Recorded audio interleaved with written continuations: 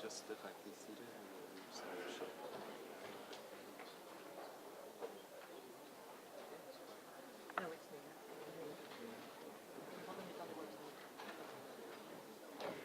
Excellencies, distinguished delegates, ladies and gentlemen, kindly take your seats. We will begin now.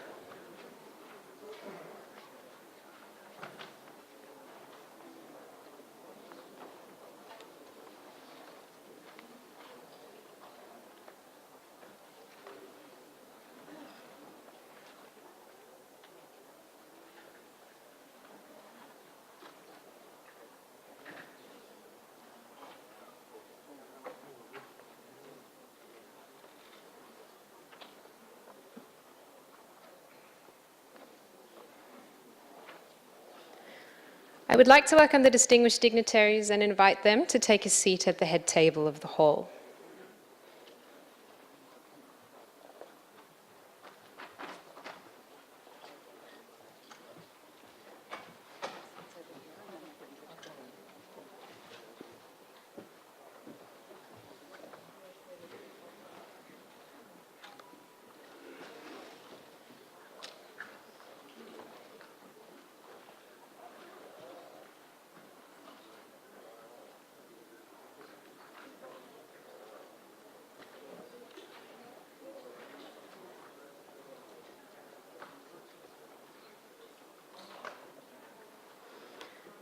Excellencies, distinguished delegates, ladies and gentlemen, good morning and welcome to the first Asia-Pacific Ministerial Summit on the Environment, which will address the linkages between resource efficiency and pollution reduction under the theme Towards a Resource-Efficient and Pollution-Free Asia-Pacific. I now invite Dr. Shamshed Akhtar, Under-Secretary General of the United Nations and Executive Secretary of ESCAP, to conduct the opening.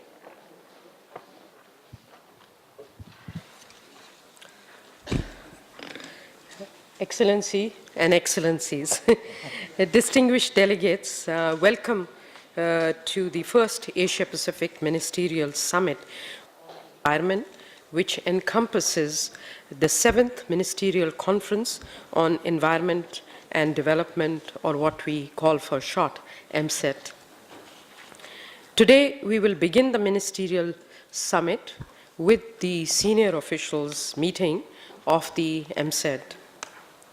At the outset, it's a great honor for us that we have Dr. Vijran Semachaya, Permanent Secretary, Ministry of Natural Resources and Environment of Thailand, to deliver his welcome address. Thank you, Dr. Semachaya, for being here. We are very much honored by your presence, and I know that you are going to be the bridge for the whole process, and this bridge is hopefully going to be laid on the basis of solid, concrete, and foundation.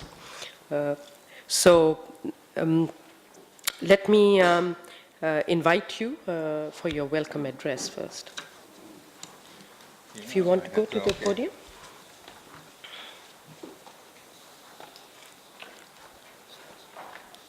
I hope the order was right. I was not supposed to. Excellency, good morning, everyone.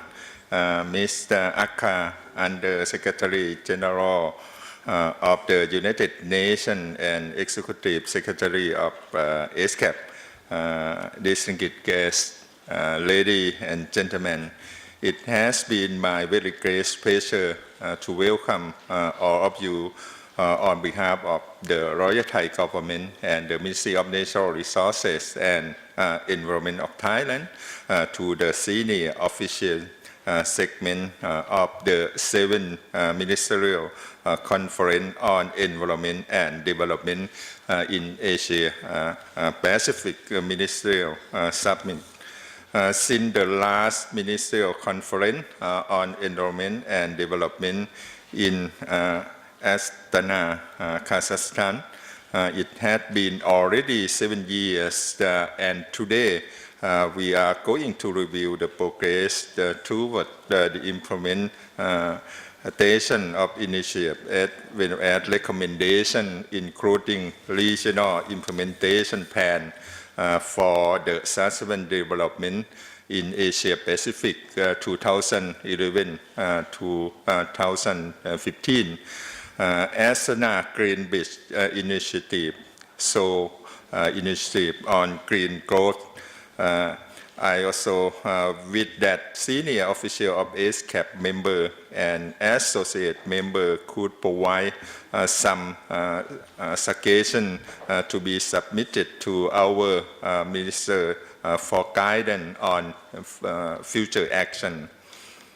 As the institutional arrangement are essential to support ongoing monitoring programs together with further implementation of regional commitments, it is important to provide concrete recommendations regarding comprehensive and pragmatic regional platform to sustainable development and environment. Owing the goals on resource use in the region, the construction of the new city infrastructure, along with the global manufacturers, have driven the rapid economic growth and higher standard of living, which might cause a negative impact on the regional resources. In the light of this issue, I also wish that the outcome from the meeting will provide the policy pathway with respect to ESCAP mandate on achieving international development goals and on enabling to transition to resource efficiency in the region. Excellency, distinguished delegate, ladies and gentlemen, on behalf of the Royal Thai government and the Ministry of Natural Resources and Environment of Thailand, I would very much like to thank UN ESCAP and UNEP for organizing these two important meetings. I reckon that this will be a vital step to enhance cooperation between two UN organizations in the field of environment and sustainable development. I would also like to express my gratitude to all participants and with your fruitful interactive discussion and a pleasant stay in Bangkok, Thailand. Thank you very much.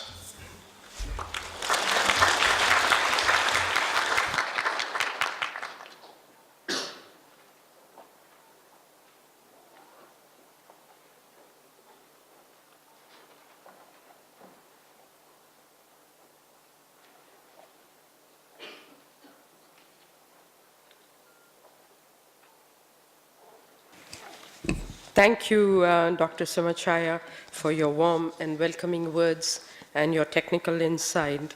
I think this brings me to self-invitation to myself to deliver my remarks on this occasion. So I'm going to move to the podium, if you allow me, to deliver my remarks, Your Excellencies.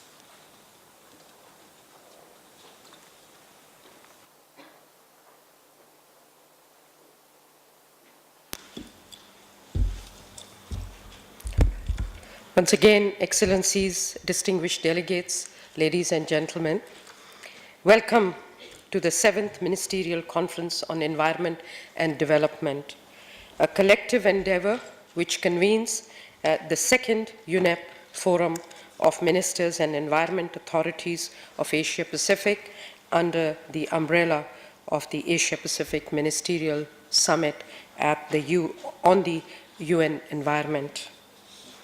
I'm very proud that this partnership has been brought to this logical stage.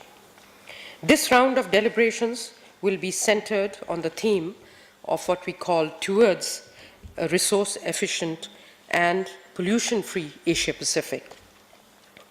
We will hear the perspectives on the relationship between resource efficiency and sustainable development, and on efforts to promote a healthy environment that eases the stress of poverty, rapid urbanization, climate change, and waste. To set the scene for your deliberations, ESCAP's report on the sustainable use of resources examines in depth the issues and policy options for sustainable management of resources in our region. It sets out collaborative efforts being launched by ESCAP and the UN system at large to support member states. Asia and the Pacific continues to exhibit high resource intensity in energy production and consumption. This is evident in consumption levels of fossil fuels, metals, and minerals. Resource use, both in absolute and per capita terms, over past 2 decades have increased. Advanced economies recorded a 10% increase in per capita material use, while low and middle income countries witnessed sharp increase in materials consumption of 270% because of the economy's pace of growth. Paradoxically, our region's resource efficiency, except for energy efficiency, has been declining since the early 2000s. Our region is highly resource inefficient compared to the rest of the world. The Asia-Pacific now accounts for about 60% of global domestic material consumption, but for only 32% of global GDP in 2015. By the way, we are proud that Asia-Pacific accounts for 32% of the world's GDP, but not so proud about our resource efficiency record. Understanding and tackling this trend requires deeper understanding of its underlying drivers: consumption patterns, technology choices, the use of renewable energy, and changes to the structure of economy all impact on resource efficiency. ESCAP's research has found that most countries which improved their resource efficiency over the past 25 years also lifted their Human Development Index. However, some of the emerging production hubs of Asia, such as Cambodia, Laos PDR, and Vietnam, have increased their Human Development Index, but their resource efficiency has worsened. There are more countries in that category. Deeper analysis reveals the intergenerational impacts of unsustainable use that may play over longer time scales. While Human Development Index is a measure of human progress, the framework of the 2030 Agenda reminds us that human well-being is deeply intertwined with environmental health. HDI, Human Development Index, alone cannot impact resource efficiency, but requires recognition of other sector linkages which together influence the long-term which requires recognition of other sector linkages which together influence the long-term health dynamics of economies and societies. To answer the question of how to reverse the trend of declining resource efficiency, ESCAP explored broader policy pathways of Asia and the Pacific. In the face of subdued regional outlook, careful calibration of policies is warranted to achieve the right mix of macro and sectoral policy pathways to enhance resource efficiency and encourage the delinking of economic growth from resource use. Macroeconomic frameworks must fundamentally integrate the three dimensions of sustainable development through policy coherence and consistency, backed by an enabling resource mix framework to allow for a transition towards resource efficiency. Concurrently, countries should undertake a series of steps towards this goal, and let me list out some of the important ones. First, integrate resource efficiency targets within national development agendas and plans and focus on identification of specific areas where sector nexus and integration can be harnessed to guide the transition to resource efficiency.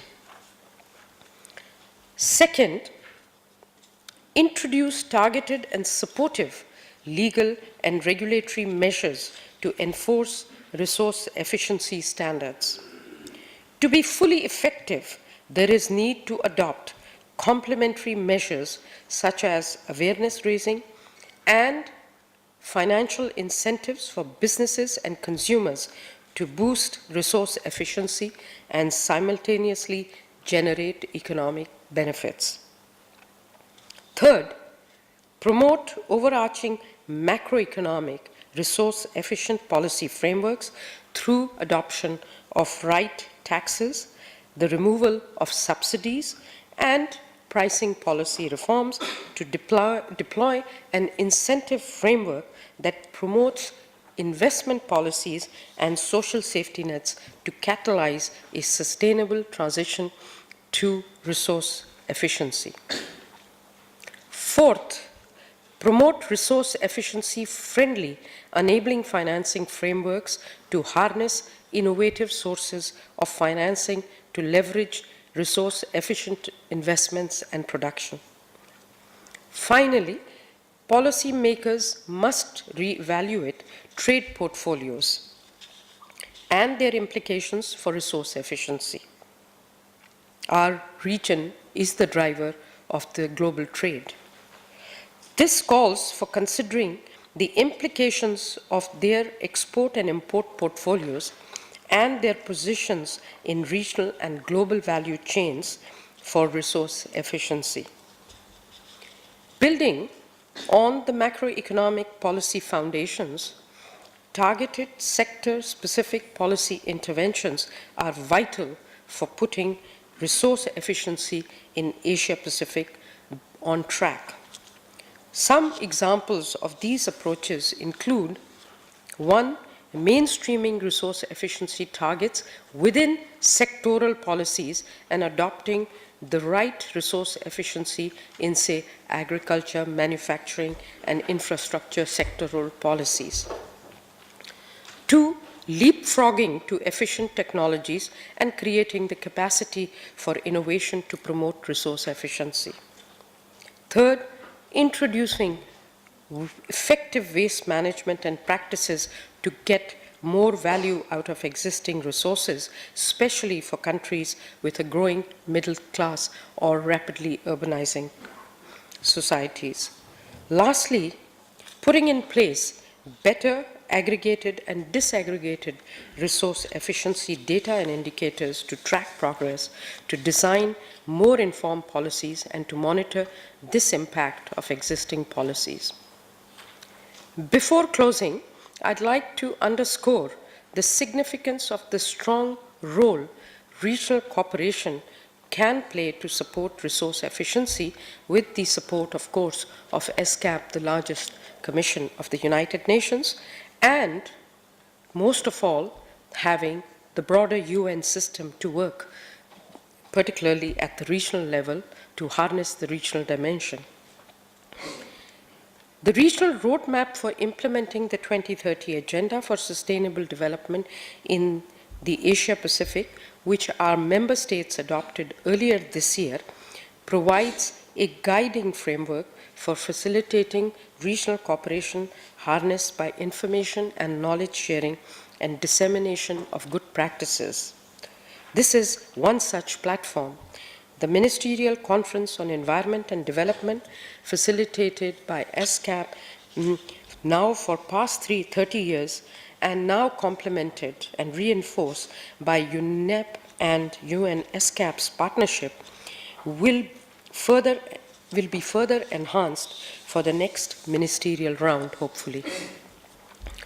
This will offer us a substantive joint UN platform to deepen our support to disseminate right regional priorities, perspectives, and practices for topics of relevance to promote forward-looking action and implementation support for strengthening resource efficiency through policy, legal, and regulatory changes and sustainable management of natural resources.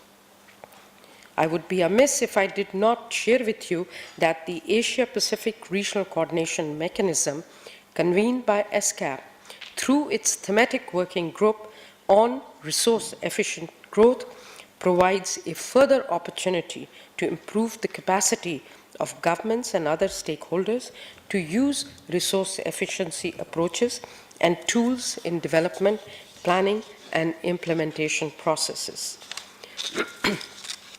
So finally, we all know that profligate resource use is putting planetary health at risk and has the potential to reverse the human development achievements of the past decades. Our challenge is, of course, formidable, but there are also more and more opportunities than ever to effect change, in particular the technology itself. We need to work together to drive forward an innovative, productive, resource-efficient, low-carbon economy. A visionary and decisive ministerial declaration will be an important component of such a transformation.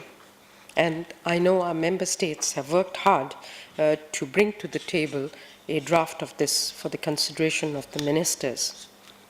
I, in particular, also look forward to listening to your aspirations, your ideas for sustainable and efficient resource management over the next years as you work towards finalizing the outcome documents. So, before we begin the deliberations, I owe special thanks to the two institutions, teams that have worked tirelessly to bring to you all this this particular event, and hopefully joining hands will pay us high dividends. Thank you very much for being here.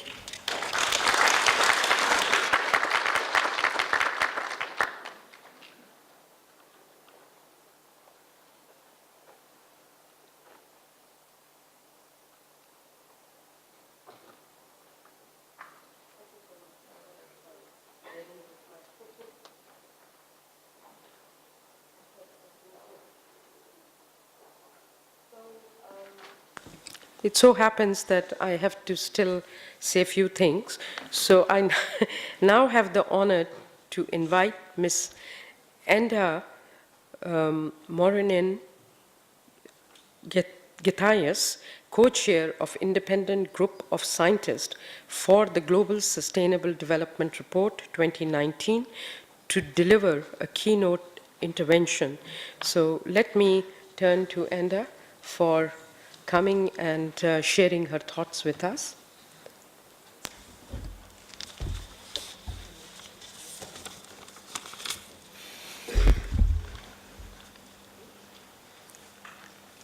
Thank you, Madam Chair. Excellency Dr. Wiyan Simachaya, Permanent Secretary of Natural Resources and Environment, the Government of Thailand. Excellency Ms. Samsat Akhtar, Under-Secretary General of the United Nations and Executive Secretary of ESCAP. Secretary of the Conference, Mr. Stephanus Fotiu, Director, Environment and Development Division of ESCAP. Excellency Ministers, high-level government officials, distinguished delegates of the member states, expert representative of the UN agencies, media group, and stakeholders. Good morning to you all. First of all, I would like to thank the Executive Secretary of ESCAP for giving me this opportunity, and also congratulations for the 7th AMSAT meeting and the 2nd joint with the UNEP meeting. Secondly, I feel honored to address this very important ministerial summit on the environment, which will focus today on resource efficiency, sustainable management of natural resources. I think I don't need to remind us on how important natural resources are in Asia and the Pacific region in terms of its availability, its role for countries' economies, and how endangered these are right now due to rising population and economic growth. We have a long journey on putting sustainability into practices. There have been some struggle, but finally the time has come. In September 2015, we all, member states, already committed to implementing sustainable development through achieving the 17 Sustainable Development Goals. These goals are very important for our natural ecosystem and the capability of nature to sustain our lives and the lives of our next generation. The committed goals, which put together the 3 important pillars in our life, the social pillar, the economic pillar, and the environmental pillar. But we need to implement those in such an integrated way and responsible manner, that those 3 pillars are inseparable, that those implementing SDGs are not just achieving 17 goals, 169 targets, and more than 200 indicators. They need transformation in our way of conduct. The transformation needed for SDG implementation are different than the ones for MDG.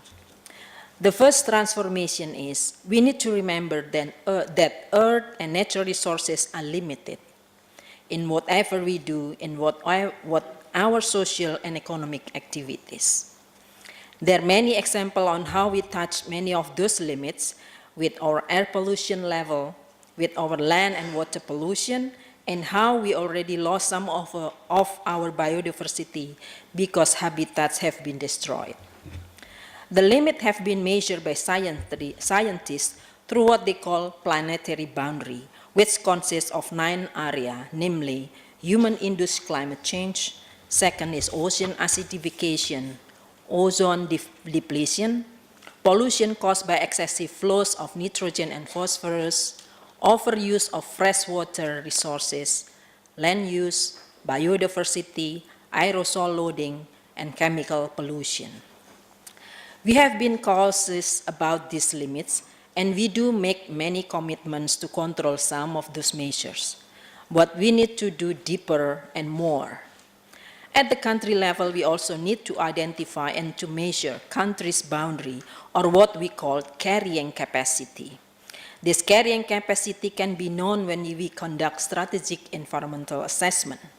Some of us still struggle with physical or space boundary, but at the same time, we need to measure these environmental quality boundaries. By knowing this carrying capacity of certain physical space, we can manage our social and economic activity according to how much space, where, in what way, and how much pollution can we produce from our social and economic activity due to the existence of biodiversity, due to the digestive capacity of our nature, and how much natural resources we can use because some of them are non-renewable. So the theme of Asia, making toward pollution-free and resource efficiency in Asia, is very strategic choices. So SDG are not just developing data and indicator and achieving goals and target. They also need this transformation. Excellency, distinguished ladies and gentlemen. The second transformation is what I call conservation with equity. Conservation has been treated second to growth. Conservation has been seen as a non-welfare generating activities, at least for the current generation. This is why we have been undersupplying conservation in our to-do list. With the pressing issue on environmental quality and biodiversity loss, The way we do conservation needs to be transformed. Conservation needs to generate welfare, a tangible one. A study on TEB conducted by Pavan Sundev has revealed that poor households in Asia relied about 70% of their daily consumption on forests and natural resources. These values may not be included in the GDP because they doesn't go through transaction or market. This means that our GDP underestimate on this. But this also shows that if we destroy forest and nature, we will make them 70% poorer from their situation now. Therefore, we have to find a way increasing the co-benefit of our conservation to produce tangible welfare for them. We need to increase our welfare benefit of our natural resources and biodiversity. Many examples are available on how ecotourism creates welfare opportunity on local people. We need to develop the economy of biodiversity and make sure that conservation contributes to equity. With this, we have a very good opportunity to increase welfare of poor people who usually are isolated and left behind. This contributes to ensure that no one left behind on the SDG implementation. In the SDG, the second transformation is represented by the goal 13 on climate change, the goal 14 on marine and ocean conservation, and goal 15 on terrestrial conservation. These are very important goals to enable natural resources are used to achieve other SDG goals.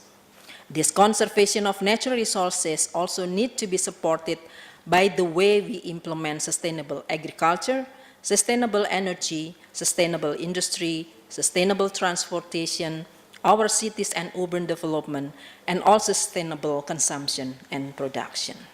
This is the third transformation, efficiency of natural resources use. We need to use natural resources, especially the non-renewable resources, efficiently, and if we reach the limit, we need to stop and save them for the next generation. And we need to transform and move to renewable resources that are still abundant. They are available, renewed every day, and cause no pollution. Excellency, distinguished ladies and gentlemen, what opportunity we can do as countries in Asia and the Pacific? Countries in Asia and the Pacific are relatively ready to implement SDG due to our experience in MDG implementation. Asia and the Pacific already formulated an SDG roadmap, the regional roadmap for implementing 2030 Agenda for Sustainable Development Asia and the Pacific through ESCAP. ESCAP also already formed the regional team from SDG data and indicators development. But at the same time, as mentioned also by Madam Executive Secretary, countries in Asia and Pacific also still have higher poverty rate, low energy access, and limited implementation of circular economy model. Therefore, there are many opportunities for regional cooperation across countries in Asia and the Pacific. The SDG roadmap draws cooperation on SDG implementation in the area of means implementation, which are on data and statistics, technology, finance, policy coherence, North-South, South-South, international and regional partnership. In thematic issue, area of cooperation are ensuring no one left behind, especially increasing country ability to reach women and vulnerable groups and people with disability, disaster risk reduction and resilience, on climate change, management of natural resources, and connectivity for the 2030 Agenda and energy. In the background paper for this conference, there are 9 viable pathways to enable transition toward resources efficiency, 5 viable pathways at the macro level, and 4 viable pathways at the sectoral level.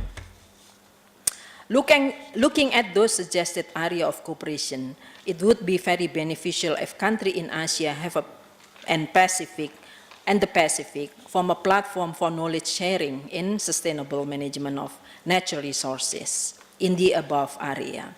And I think ESCAP already started with the resource efficiency platform. So the platform can be used whether to discuss on the means of implementation or in the thematic area. Through this creation, we can start soon to develop further cooperation together through the platform. We also can discuss how we will cooperate to implement the first, second, and the third type of transformation I mentioned before. Another important issue that all we can discuss in the platform, especially us in the Asia and the Pacific, is our experience with indigenous and traditional knowledge. Asia and the Pacific countries have many natural resources and high biodiversity, which are usually conserved by indigenous people and Adat community in the case of Indonesia. It is with them who sustain and maintain many endemic biodiversity. It is their traditional knowledge which sustain many endemic biodiversity because they make them part of their traditional ceremony and daily lives. Therefore, the role of indigenous people, Adat community, and their traditional knowledge is important for sustainable management of natural resources alongside with the modern knowledge of our science. And we in the Asia and the Pacific have important role to play in promoting this traditional knowledge in addition to the modern science. Last time during our meeting with the member state in the high-level panel in New York, there are a proposal to put traditional knowledge side by side with the modern science. Therefore, knowledge platform can be a strategic way to foster and facilitate bilateral and regional cooperation, sharing lessons and do dialogue in various aspects or area as suggested in the theme. The cooperation can be across government or NGO and also think tank across 2 or more nations. Before finishing my remark, I would like to tell you a little bit about independent global scientists for formulating Global Sustainable Development Report 2019.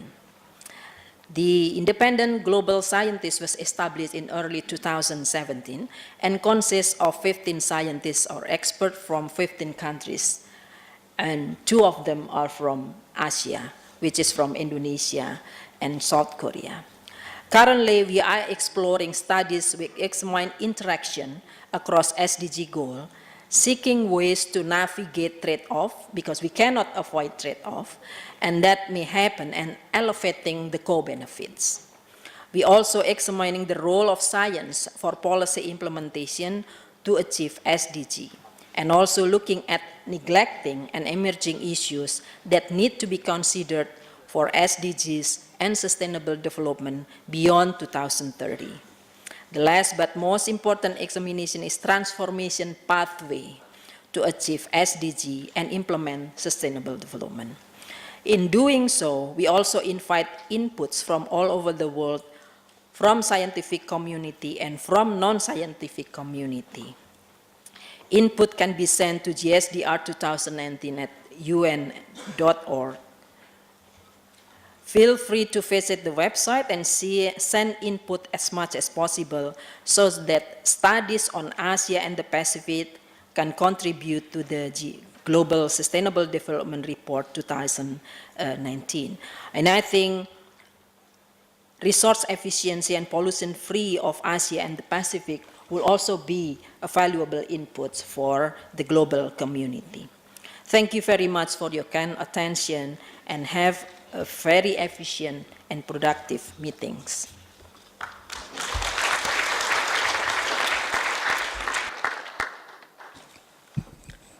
Thank you very much, Edna, for sharing your thoughts, and in particular, given your global role, which is well acknowledged, I'm sure it will be very useful for us going forward. All these perspectives that you have offered on this platform, and wish you good luck in future on continuing the advocacy and bringing the knowledge to Asia Pacific. We will all be watching the performance of this GSDR. I would like to move to agenda item 2, the election of officers to the Bureau, so that I can exit.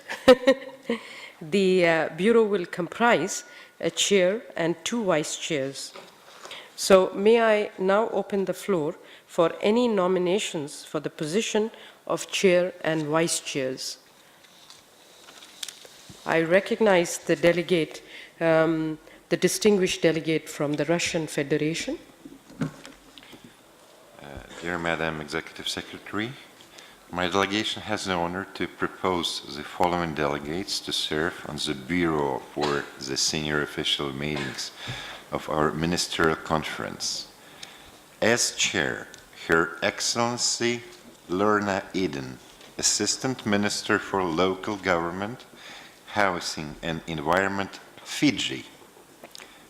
As Vice Chairs, Ms. Deepa Liyanaj, Director for International Relations, Ministry of Mahaveli Development and Environment, Sri Lanka, and Mr. Arman Hovhannisyan, Head of UN Division, International Organizations Department, Ministry of Foreign Affairs, Armenia.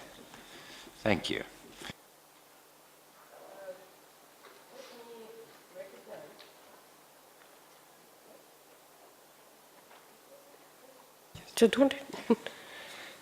Thank you so much. The distinguished delegate of the Russian Federation has nominated Her Excellency Lorna Eden, Assistant Minister for Local Government, Housing and Environment of Fiji, as chair, and Ms. Deepa Liyanaj, Director of International Relations, Ministry of Mahaveli Development and Environment, Sri Lanka, and Mr.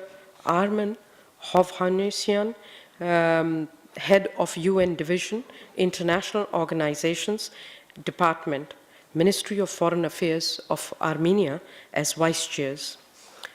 Would any delegation wish to second the nomination? I recognize the distinguished delegate from Bangladesh. Good morning. Thank you, Madam Executive Secretary. My delegation has the honor in seconding the nomination which have just been proposed by the distinguished delegate of the Russian Federation for the Bureau position for the senior official meeting of the 7th Ministerial Conference for Environment and Development in Asia and the Pacific. My delegation has full confidence in the proposed Bureau in discharging their duties for a successful deliberation. Thank you very much. Thank you, distinguished delegate of Bangladesh. Are there any other nominations for the Bureau of Senior Officials segment of the Ministerial Conference on Environment and Development at its 7th session?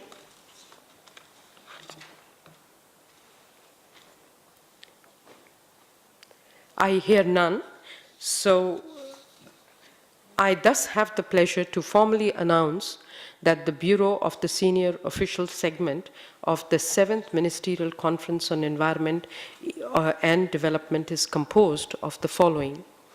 As Chair, Her Excellency Lorna Eden, Assistant Minister for Local Government, Housing and Environment. As Vice Chairs, Ms. Deepa Liyanaj, Director for International Relations, Ministry of Mahaveli Development and Environment from Sri Lanka, and Mr. Arman Hovhannisyan, Head of UN Division, International Organization Department, Ministry of Foreign Affairs of Armenia. So please join me in congratulating the officers of the Bureau for their elections.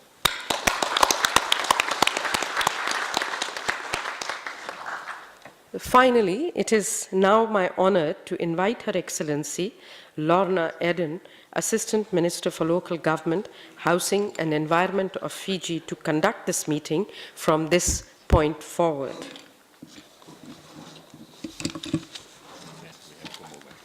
No, I think, do we stay here or we have to stay here? She'll be here. Yeah, yeah, sure. It's going to be 10 minutes. Yeah, no problem.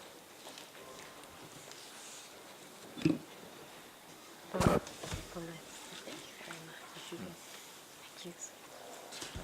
Okay, thank you.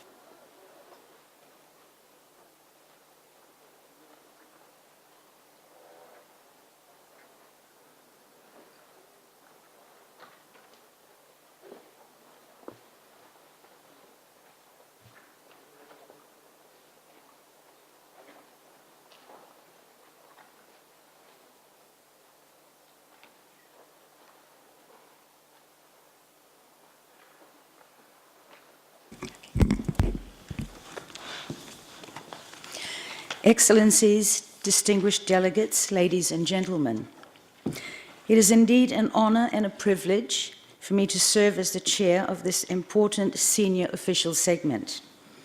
For myself, and on behalf of the other members of the Bureau, I wish to express our appreciation to the distinguished representatives for the confidence you have placed in us. We have a stimulating agenda ahead of us, and as the chair of this senior official segment, I shall do my best to ensure that this meeting achieves its objectives and produces meaningful outcomes for our future work together. In this connection, I would like to rely on the spirit of cooperation and involvement of all distinguished delegates and the able support of the members of the Bureau.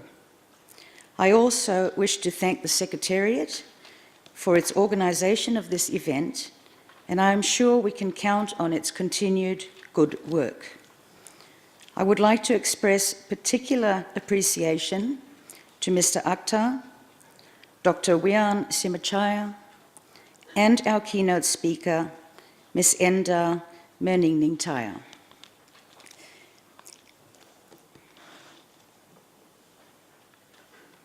Excellencies, distinguished delegates, ladies and gentlemen, let us now take up agenda item 1C, adoption of the agenda, as presented to you in document E/ESCAP/MSED7L1. Are there any comments on this document?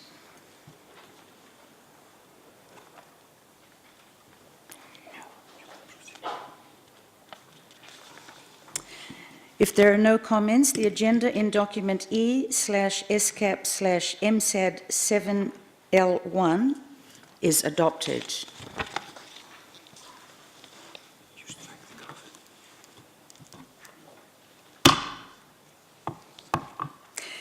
Distinguished delegates, ladies and gentlemen, I thank you for your cooperation in adopting the agenda of the senior official segment of the 7th MSED.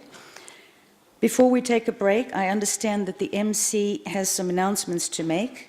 I now invite the MC to take the floor. Thank you, Madam Chair. Before we proceed for the break, let me remind all delegations to submit their statements to the conference room officers. Kindly submit your requests early to ensure availability of our interpretation services. I also invite all delegates to visit the Pavilion of Partnerships, which provides an opportunity for informal networking and exchange of experiences. The exhibits are located on all 3 floors of the conference centre, and you will find a special virtual reality installation of a whale on the 1st floor to show the extent of plastic pollution in our oceans, and an exhibition on electric vehicles on the ground floor. Thank you for your attention. Thank you, MC. Ladies and gentlemen, let us now take a break, and we will resume the meeting promptly at 10:15 a.m. The meeting is now adjourned. Okay, thank you very much. Thank you.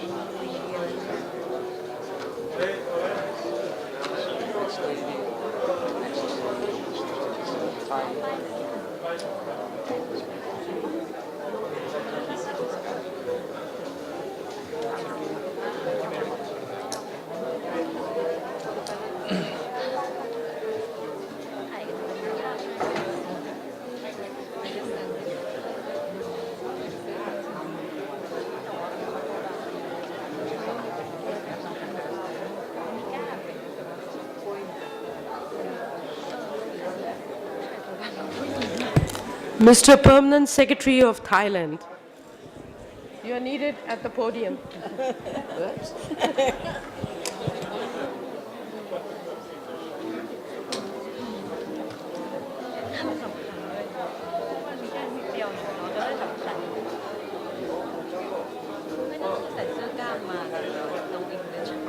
Kaveh.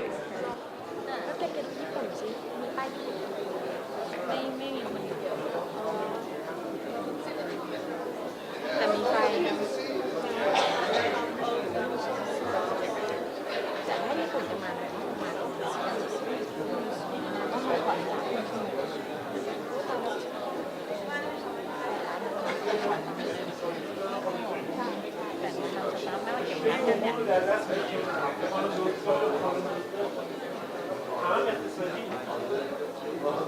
หมดเวลาไม่ได้เก็บน้ำจบเลย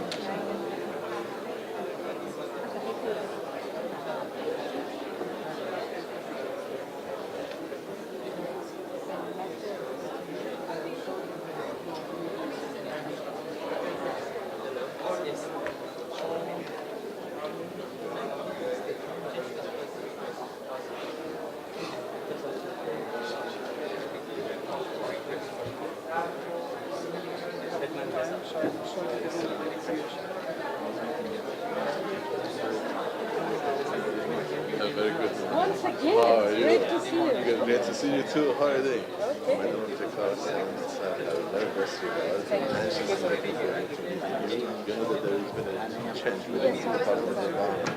She's now the Vice President on Women and Family Affairs. And she communicated with you in her new assignment. And I hope that we can certainly initiate further collaboration on different dimensions as well. She just wanted me to convey her best messages.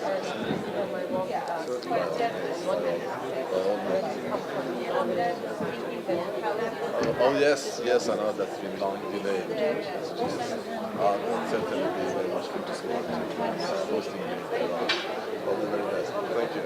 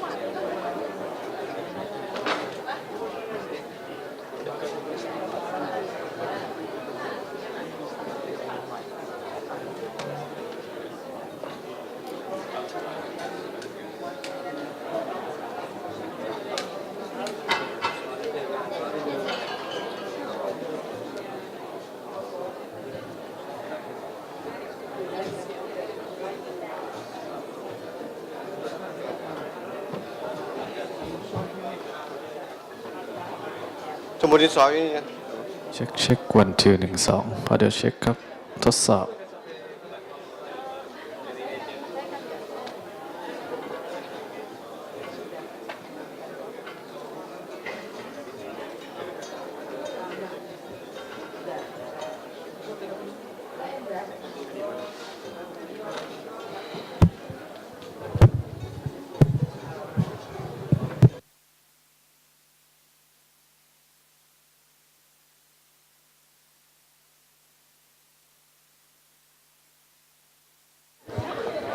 Should we put these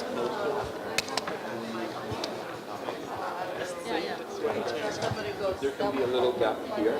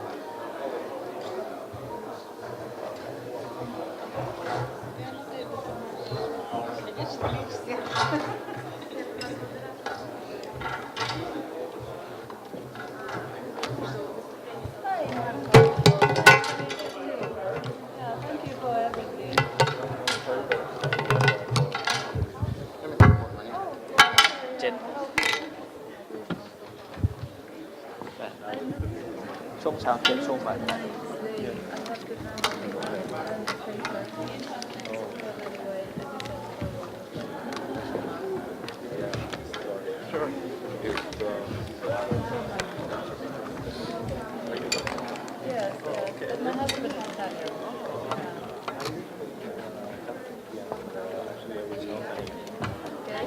I know that place very well. Yeah. All my family has. ไม่เป็นไรเดี๋ยวจะ ใครเป็นโมเดเลเตอร์อ่ะ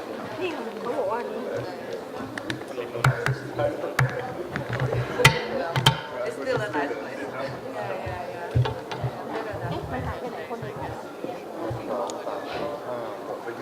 Yeah. คนนะแปด Yeah.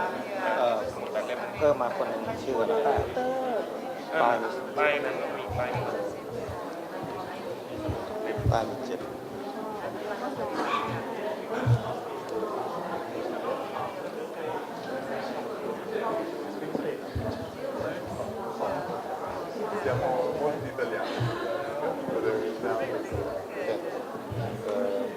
ตอนแรกเจ็ดอยู่ประมาณไหน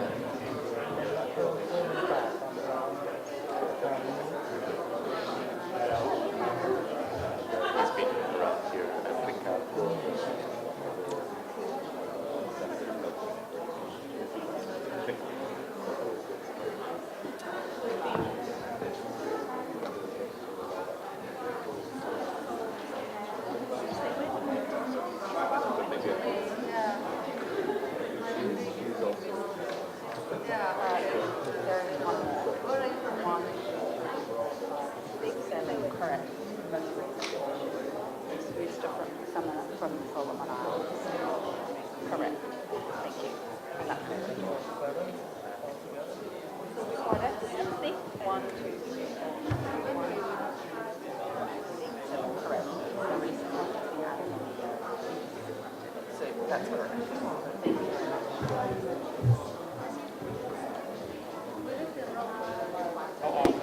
เบอร์7ครับ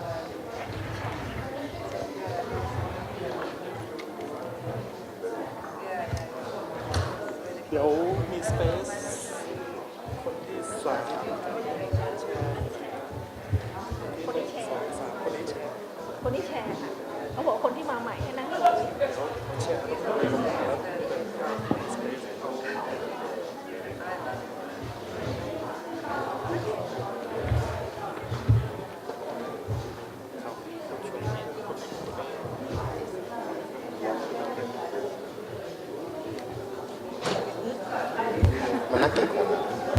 สรุปว่า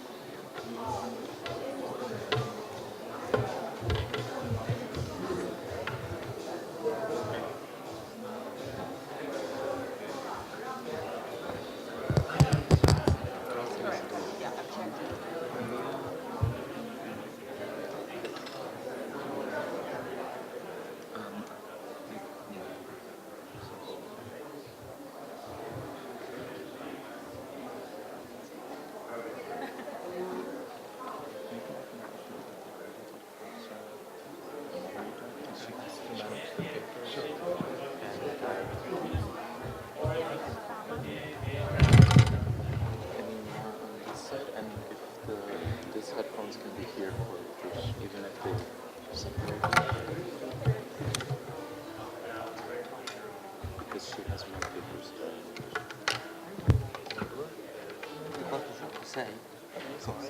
Sono 6 priority areas.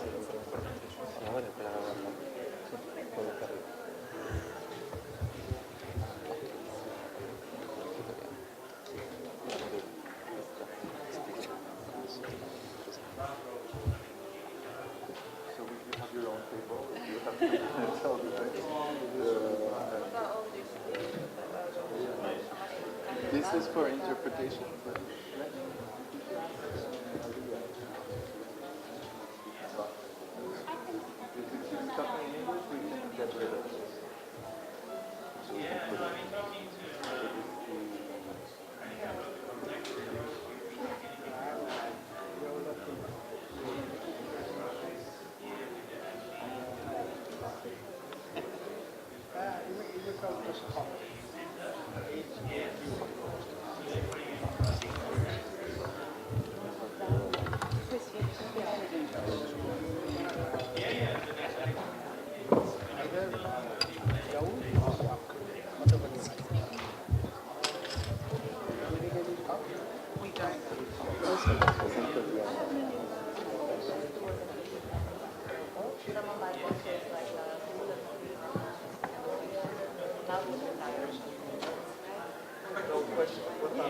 Question from the floor. Yeah, we keep it. I just wanted to put it more far, like for the moderators needs more space.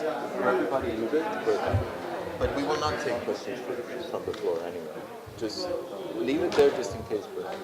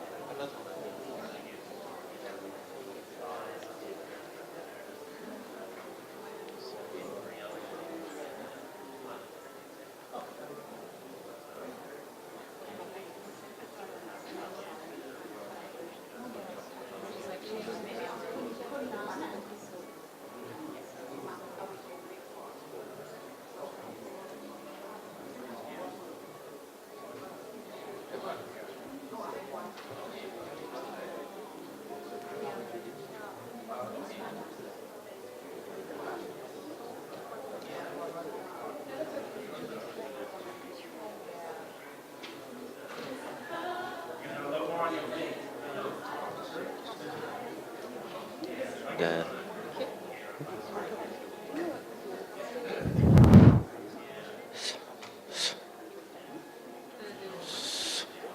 Can you explain to me the process with these statements?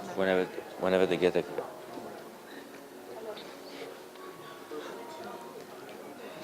You mean the request? if they get this is a slip request for the country statement that you submit. Okay. And where do I submit that? As I mentioned, I was being listening to your speech, Natalie. distracted by the company.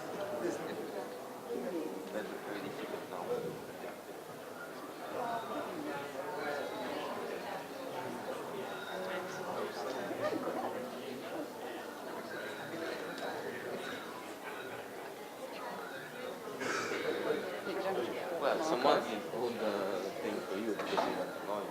Hey, that was me. Who was it? I draw. What did you draft? I'm talking about the liaison officers. We did all the dirty shit about liaison officers. Video. Oh.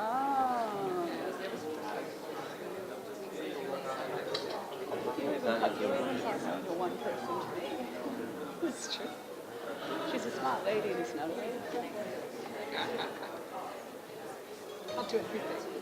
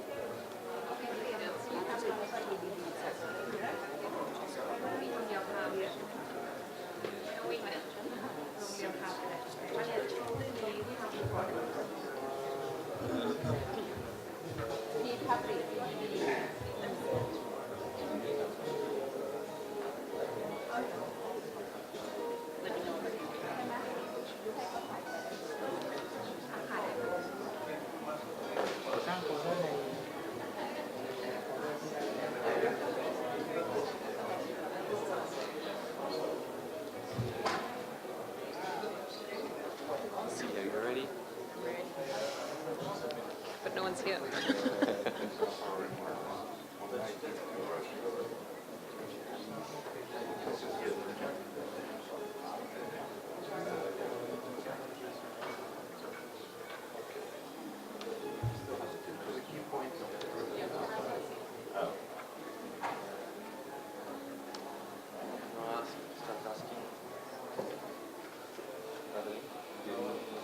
Start calling people. We're resuming shortly. Yes, yes. Excellencies, distinguished delegates, ladies and gentlemen, please take your seats and turn off your phones. We will begin shortly.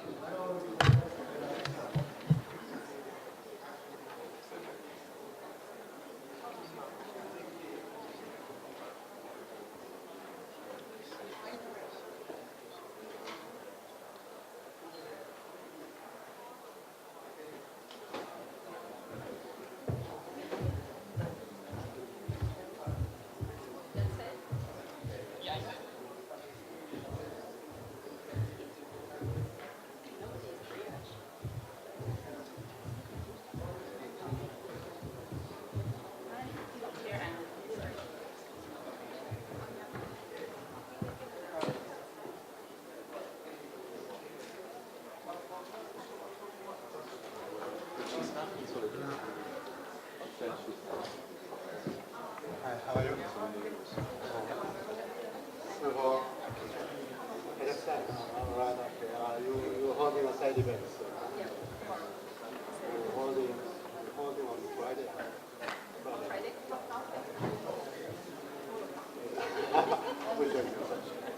Thank you. So, are you from Korea, from the Ministry of Environment.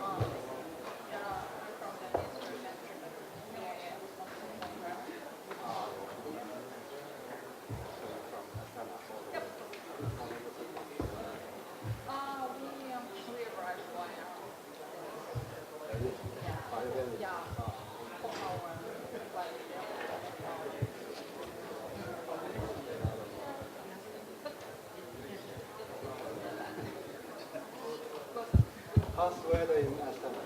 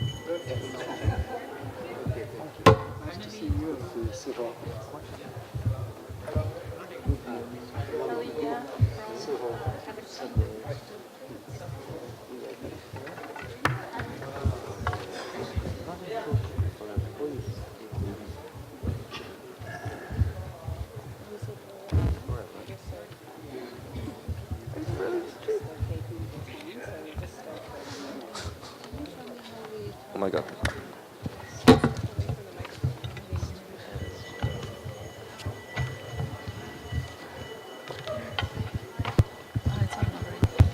Let me just take passing.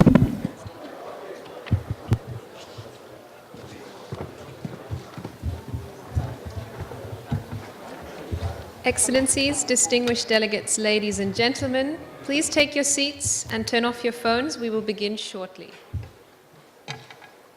Let me remind you that all delegations are encouraged to submit their statements to the conference room officers. Kindly submit your requests early to ensure availability of our interpretation services. Thank you.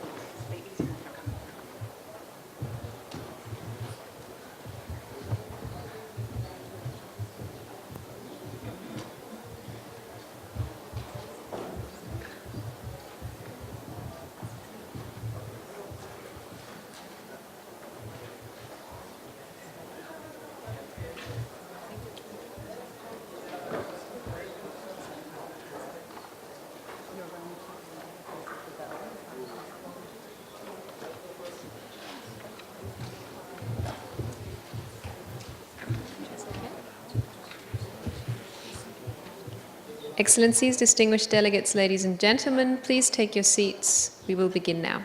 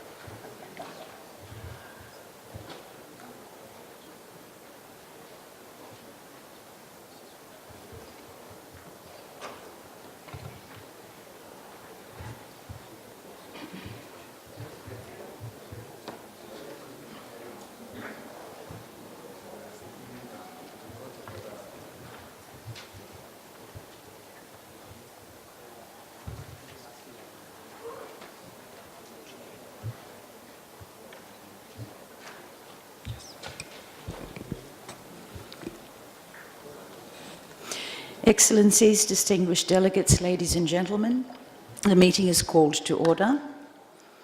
We are now resuming with the consideration of Agenda Item 2, review of implementation of A, recommendations of the 6th Ministerial Conference on Environment and Development in Asia and the Pacific 2010, and B, Regional Implementation Plan for Sustainable Development in Asia and the Pacific 2011 to 2015, C, Astana Green Bridge Initiative, and D, Seoul Initiative on Green Growth.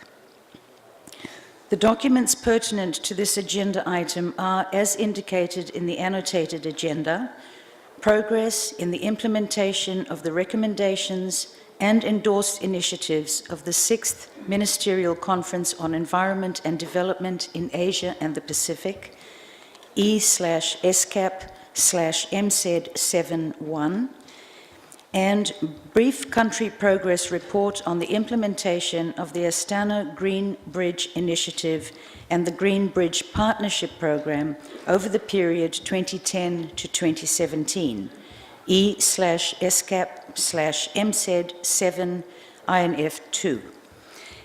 In this session, the senior officials may wish to review the progress made in the implementation of these recommendations and related initiatives and provide guidance on a future course of action. The session will start with a panel discussion on the environmental dimension of sustainable development, moderated by Ms. Sirpa Havenpa, Director, Office of the Director General, Strategy, Partnerships and Communications of the Global Green Growth Institute. I have the pleasure now to invite Ms. Yavenpa to take over and introduce the panelists. Ms. Yavenpa, you have the floor. Thank you, Chair. Excellencies, distinguished delegates, ladies and gentlemen, it's an honor for me to moderate this important session this morning. Good morning to all of you. In a few words for background, this panel session is organized to discuss the environment dimension of sustainable development around the themes and priorities agreed in the Regional Implementation Plan for Sustainable Development in Asia and the Pacific, adopted at the 6th Ministerial Conference on Environment and Development in Astana, Kazakhstan in 2010. This plan guided countries in the region to take actions and promote sustainable development in line and in context of other international agreements. It relied on actions by countries to implement the measures and encompassed the following focus areas: harmonizing rapid economic growth, employment generation and environmental sustainability, promoting sustainable urban development, enhancing ecological carrying capacity, improving water resource and energy resource in sustainable development, and enhancing the resilience of socioeconomic development to climate change. ESCAP reviewed on how the measures and actions were incorporated in various initiatives by the countries in 2013. Learning lessons from the 2013 review, ESCAP identified challenges in implementation, including difficulties in stimulating economic growth with the private sector in a driver's seat that responds to market signals, generating consumer awareness, and addressing resource constraints. Gaps were also acknowledged in institutional capacity, access to appropriate technologies and finance, market maturity, and infrastructure maintenance. Stakeholder engagement, local stewardship, public acceptance, community participation were also identified as drivers for successful implementation of the plan, and effective coordination among various actors at local level, community participation, and NGOs' facilitating role, and good coordination among government agencies and departments were highlighted in the 2013 review. Concurrently, at a global level, in 2013, the validity of green growth approach was confirmed by the adoption of green economy as a theme of the UN Conference on Sustainable development in Rio de Janeiro, or the Rio +20 conference, and in the commitments tabled in the landmark Paris Agreement 2015 as a sign of global consensus on the need for action on climate change. Since then, several institutions have stepped in to promote green growth, provide technical support and financing to spur green growth approaches, such as my own organization, the Global Green Growth Institute. GGGI is a new kind of an international organization with operations in 25 countries. Our organization is embedded in government structures and focuses on instigating and helping partner governments in integrating green growth models to their national and subnational plans and their investment proposals. As we move forward to consider the theme for this year's Ministerial Conference on Environment and Development in Asia and the Pacific, here in the region there is enormous potential to close some of the gaps and build on the success that the regional implementation plan generated. These opportunities include increasing eco-efficiency in production and consumption patterns of resources, develop and explore markets for environmental technologies, products and services, establish more effective environmental governance, redeploying resources better, and refining priorities through domestic policy reforms, developing private, public, and civil society partnerships to promote investment in environmental protection, exploring innovative financing mechanisms and investing in protecting natural resources capital, integrated landscapes as we see it at GGGI, as a way of ensuring sustainable provision of goods and services that support economic growth. Implementation of these actions under these themes will call for greater access to financing and new innovative financing mechanisms, donor commitment, self-financing by the region's countries, and partnerships that present substantial opportunities to concretely advancing environmental sustainable economic policy and economic growth. Regional organizations including ESCAP and international organizations such as United Nations Environment Programme, United Nations Development Programme, and GGGI, as well as multilateral development banks such as the World Bank and the Asian Development Bank, have played a role in capacity building in regional cooperation and in facilitating access to finance for sustainable development in the region.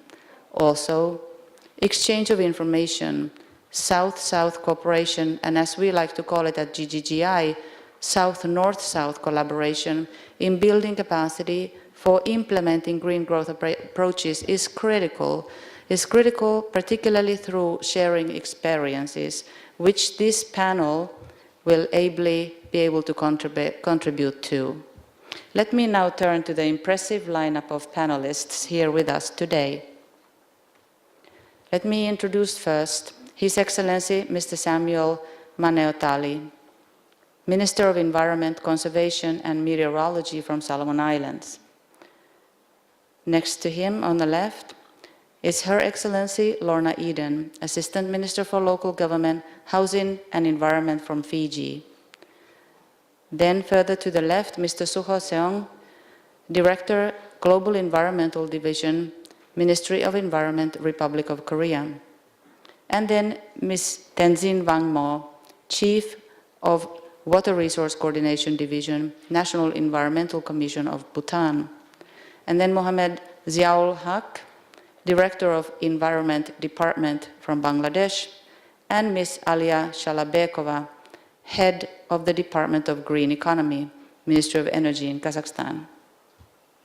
Let me now ask our panelists, and I urge the panelists to keep their responses concise. Let me begin with His Excellency Samuel Manetoali, Minister of Environment, Conservation and Meteorology. Excellency, what achievements have been made and what strategies have been most successful in enhancing resilience of socioeconomic development with respect to climate change? What do you consider the most important lessons learned in the past years in the Solomon Islands experience? Excellency. Thank you, Morita. Ladies and gentlemen, let me talk on Solom's experiences in dealing with the issues on climate change on the ground. First of all, climate change is a cross-cutting issue and it affects all sectors of the society and it's a real phenomena. It is a catastrophe caused by industrialization and a development issue as well. And those who are impacted most are the least developed countries and small islands development states, including Solomon Islands. These countries are the least emitters of greenhouse gases into the atmosphere, and we know that climate change is life-threatening. Actions on the ground, governance, the national government has set in place a long-term sustainable development plan, National Development Strategy 2016 to 2035, and of its key objectives, objective number 4 states, resilient and environmentally sustainable development with effective disaster risk management, response, and recovery. Other important policies and legislations are National Adaptation Plan of Actions 2008, National Climate Change Policy 2012 to 2017, National Disaster Act, Revised National Disaster Management Plan, and the Meteorology Act of 1985. We have also the Environment Act, as well as the Wildlife Protection and Management Act and the Protected Areas Act. These policies and laws provide the national government and its stakeholders an enabling environment for sustainable management of its natural resources, but also an avenue to build resilient communities to the impacts of natural disaster and climate change. And my ministry is currently developing a new climate change legislation, institutional arrangements, a dedicated climate change division within the Ministry of Environment, Climate Change, Disaster Management and Meteorology. Note that environment and climate change are placed in one ministry. A climate change working group comprising of government, private sector, and non-government organizations. The group provides guidance to the government through my ministry on climate change issues affecting the country and what are the priorities for implementation. It is also a mechanism to update all stakeholders on what they are doing in terms of climate change adaptation and mitigation. And my ministry has also embarked on mainstreaming, or more appropriately, in-stream, using existing programs of line ministry instead of imposing new program to bring into the fore resilience building, climate and disaster resilience into other line ministries as means to get sectors such as agriculture, health and development planning, internalized resilience building into the work programs. And on climate change adaptation interventions, on the ground implementation is done through projects that are mainly funded by multilateral funds, such as the Global Environment Facility and now the Green Climate Fund. However, through our efforts to in-stream resilience, the national government is now also funding climate change programs through my ministry and the ministry responsible for energy and rural electrification. Our target is to get all line ministry internalize resilience building. The focus so far has been on community-based resilience, interventions in the area of water supply, enhancements, coastal zone management, evacuation centers, rainwater catchments as well, in agriculture and food security and marine conservation. We are also piloting ecosystem-based adaptation through one of our projects. One of its intentions is to demonstrate that by strengthening our ecosystems, it will also improve the resilience of not only the natural ecosystems, but also of the communities that depend on them against climate change and disasters. Climate change mitigation interventions, we have these solar system lightings for communities and solar power hybrid systems. And the lessons we learned is that in-stream resilience building into existing programs of sectors to gain the confidence of the sector instead of imposing resilience programs to the sectors. And it is difficult to differentiate development programming and climate change adaptation and mitigation programming. And accessing funding for climate change interventions can be cumbersome, and not enough funding for interventions. Moderator, thank you. Thank you, Excellency. Let us now hear from Her Excellency Lorna Eden, Assistant Minister for Local Government, Housing and Environment in Fiji. Excellency, what achievements have been made and what strategies have been most successful in promoting sustainable and resilient urban development in Fiji? And knowing that Fiji is a co-chair for the Conference of Parties 23, COP23, could you also reflect on the importance of sustainable urban development for achieving the ambitious goals of the Paris Agreement? Excellency. Thank you, Madam Moderator. Fiji, as the president of COP23 later this year, has taken a two-pronged strategy. One, to establish economic resilience through urban development, and two, to establish climate change resilience through urban development. By establishing economic and climate change resilience in our towns and cities, we are ensuring not just financial prosperity, but also prosperous health and education outcomes. A key exemplar is the recognition of our rapid urbanization, and with it, issues like growth in informal settlements. More than half our population is urbanized, and it is estimated that 10% of our population lives in an estimated 240 informal settlements across Fiji. This strategy helps link local inclusion of these settlements and the impacts through the attached informal economy, or Fiji's urban informal economy.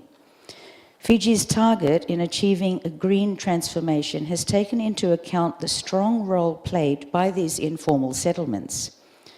The informal economy, which is so strongly supported by many urban informal settler workers, has received its full consideration. These settlements play a key role in our city's economic well-being and prosperity, be it in the informal vendors that emerge from these settlements or the strong and growingly educated citizenry that contributes to the city's workforce. Fiji has moved to intervene and include our informal settlements in our urban development agenda. These projects will support communities in obtaining security of their land lease tenure, typically in the form of community leases or formal titles.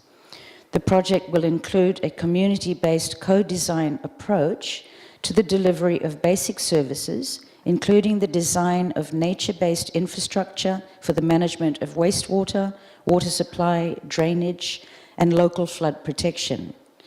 The proposed upgrades, using a water-sensitive approach, are expected to provide additional benefits to communities, such as improved sanitization, utilized a decentralized approach to wastewater management where appropriate, enhanced environmental protection, including that of local waterways and fisheries, microeconomic activities, including use of wastewater effluent and horticultural activities, enhanced local biodiversity and microclimate control, improved resilience to climate change, including improved water supply resilience through the use of multiple water resources on a fit-for-purpose basis. The Greater Suva UGMAP is a strategic planning document for our urban growth, urban development and infrastructure, housing and transport in the Greater Suva area, which is the capital of Fiji. It identified the future directions for urban growth and where the infrastructure shall be channeled or provided, including upgrading, to accommodate the increased urban population and economic development. The UGMAC encourages sustainable development, a collaborative approach, and partnerships between stakeholders, agencies, and urban communities. The UGMAC provides planning principles to be adopted, for instance, smart urban growth and green growth principles. For example, encouraging high-rise developments, densification along the major corridors to reduce urban sprawl, and increased use of public transport, transport planning, and management initiatives. Revision of town planning laws is an initiative to increase efficiency in the planning approval process, incorporate development control standards and practices to ensure sustainable development. For example, increase in green spaces or parks into urban development designs. Increasing building setbacks from foreshore and riverbanks, and its efforts to build resilient communities. Urban Planning Action Plan 2007, the technical assistance by the Asian Development Bank to Fiji in addressing its urban challenges. Of this, one of the thematic areas is capacity building and institutional strengthening of urban planning and local government. Through UPAP, the government facilitates programs of capacity buildings to the municipal areas of spatial planning and GIS by setting up their town planning and GIS unit so as to assist them in managing their urban areas. A sum of over $600,000 has been allocated for hazard mapping in the 2017-2018 budget, which will assist all municipalities in producing plans and maps that will show vulnerable areas or red zones or critically sensitive or disaster areas and guidelines for urban development within these hazard areas. The above strategies assist every city and town target and attract international investments towards sustainable development. A key lesson learned is through establishing strong partnerships with international cities. And Fiji has been able to embark on sustainable urban development, especially in infrastructure. All our cities have international city partnerships and investments that have been facilitated through these partnerships. A highlight of Fiji's presidency for COP23 is the climate change rollout strategy for all our urban centres. Every town and city will be a signatory to a public declaration to mainstream climate change adaptation and disaster risk reduction into their strategic plans. Nationally, there are emission reduction targets that we have been put in place. For example, our power suppliers have committed to targets of 90% renewable energy by the year 2030. We have also incentivized the auto industry through duty and tax reductions for hybrid vehicles. We do realize that these are all baby steps in sustainable urban development, but nonetheless, Fiji has the will and the determination to carry out the important agenda to this fullest extent. Thank you. Thank you, Excellency. May I now move on to Mr. Suho Sang, Director of Global Environment Division, Ministry of Environment from Republic of Korea. Mr. Sang, given the need to harmonize rapid economic growth, employment generation, and environmental sustainability, what policy adjustments and strategies have made the greatest difference in Republic of Korea? And what do you consider the most important lessons from your experience? Mr. Sang. Thank you, Madam Moderator. I think out of those topics for our panel discussion this morning, my topic seems most complicated and difficult. Distinguished delegates and ladies and gentlemen, it is my pleasure to share with you my opinion on harmonizing economic growth with the environmental sustainability. I believe this is one of 6 priority areas adopted at the AMSAT 6 in Astana. During my discussion, I will also briefly talk about the relevant Korean experiences. Yeah.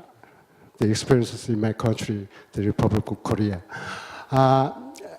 As we all aware, I believe the Asia-Pacific region has achieved faster economic growth than any other regions in the world.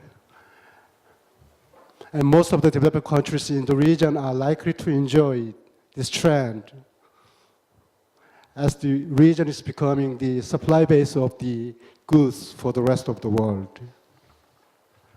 I believe quite a good, there are many examples and illustrations described in the meeting documents. However, I also see that this is the region that also experiencing the dark side of the fast economic growth, that is the worsening of the environment and low resource efficiency. I believe one of them is pretty well described in the document in E/ESCAP/MSED 7/2 on sustainable management of natural resources in Asia and the Pacific. I believe the implementation of the MDGs in the past was only partly successful because our effort in achieving one goals has resulted in moving further away from the rest of the goals.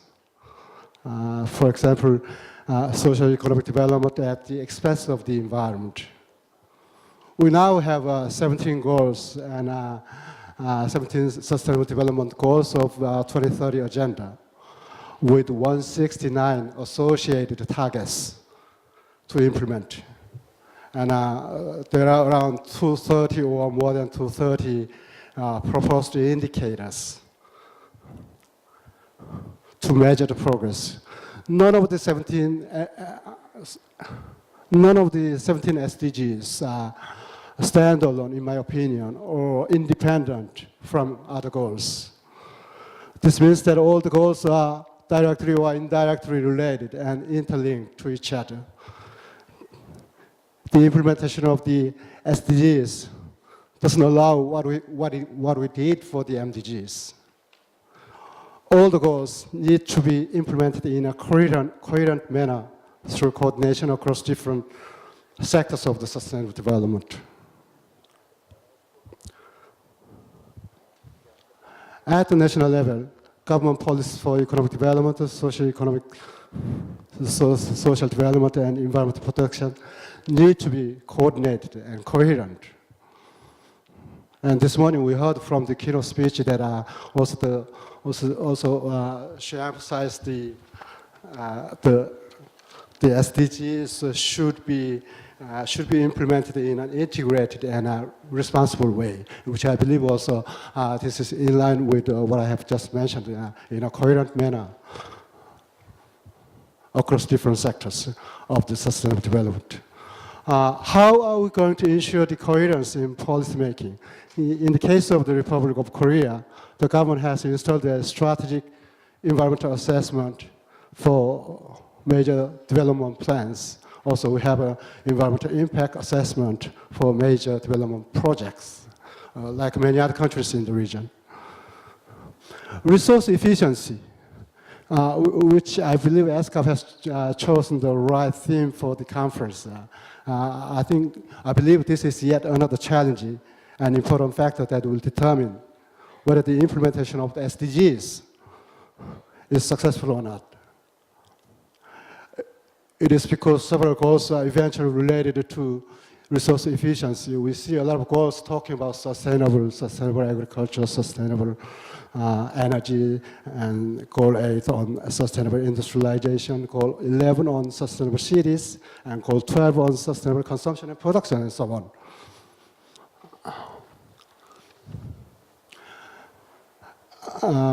In the case of the Republic of Korea, we have actually prepared the Framework Act on Resource Circulation, which is an institutional framework for recycling and resource efficiency. The Act will enter into force in 2018, and the Act recognizes the tradable waste as recyclable. And one of the problems we have is a relatively higher cost of recycling. And what the government has done is that we're encouraging people to do the recycling by introducing the price gap, to fill the price gap and introduce the waste disposal fees. And set up an information center in support of the trade in recyclable resources. Let me just briefly also talk about the future of ESCAP, the role of ESCAP in the implementation of the SDGs. As the Economic and Social Commission representing the Asia-Pacific region, ESCAP should play a central role in coordinating the SDG-related programs and projects to ensure coherence at the regional level.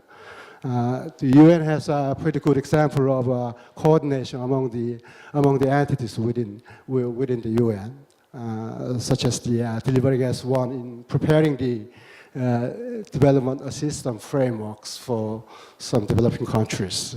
Likewise, ESCAP should play an important role and especially in coordinating, maintaining coherence at the regional level.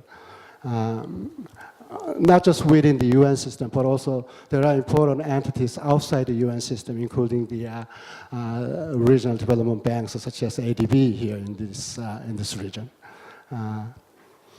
With respect to our cooperation with ESCAP, of course, the government of the Republic of Korea will continue supporting the Seoul Initiative on Green Growth until the end of the phase 3 in 2020.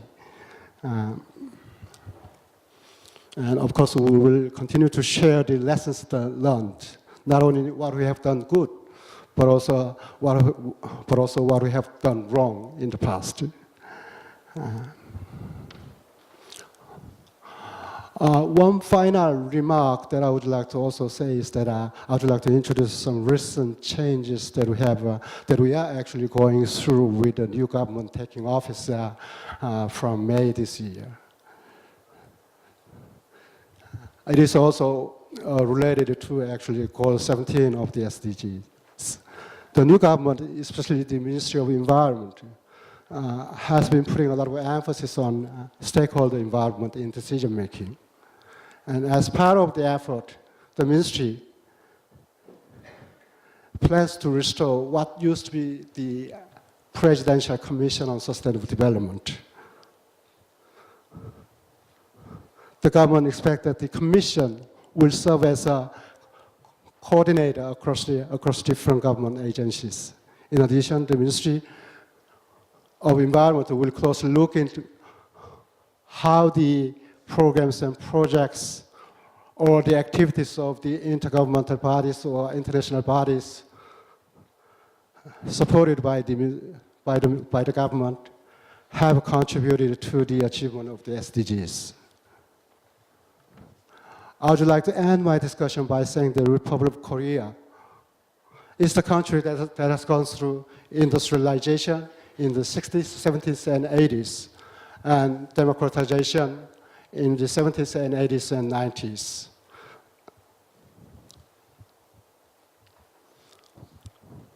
And now we are endeavoring to achieve a sustainable country. The SDGs are not just the goals to be implemented by the developing countries or developing world, but it is the goals, they are the goals that need to be also implemented, equally important and equally implemented by the developed world. And ladies and gentlemen, for your information, Republic of Korea is somewhere in between the two worlds. Thank you. Thank you, Director Sang. Let me now turn to Ms. Tenzin Wangmo, Chief Water Resource Coordination Division, National Environment Commission of Bhutan. Ms. Wangmo, what achievements have been made for improving water resource management for sustainable development in Bhutan? And can you reflect on the importance of integrated water resource management approaches for addressing the climate change effects in your country? Ms. Wangmo. Thank you, Madam Moderator, for giving me the opportunity to share our experiences to the distinguished delegates from all over the country on how Bhutan manages water resources for sustainable development. As you all know, Bhutan is blessed with fresh water resources because of the fact that 72% of the country is still under forest cover. About 52% is under protected area, and we have constitutional mandate to maintain 60% of the total area under forest cover for all times to come. The per capita water availability at the moment is over 1 million per cubic meter per annum. I guess it's one of the highest in the region. And for us to manage in a sustainable manner, the Royal Government of Bhutan has taken a lot of initiative, but in a very systematic manner. Firstly, in 2010, the Royal Government of Bhutan has established the Water Resource Coordination Division in the National Environment Commission, mainly to coordinate and take the lead in terms of water management at the national level. And in 2011, the Water Act of Bhutan was passed by the Parliament, mainly to guide the establishment of the institutions, to clarify on the legal rights for the use and also manage the water, to manage water resources by various stakeholders, because water is a cross-sectorial. Then in 2000,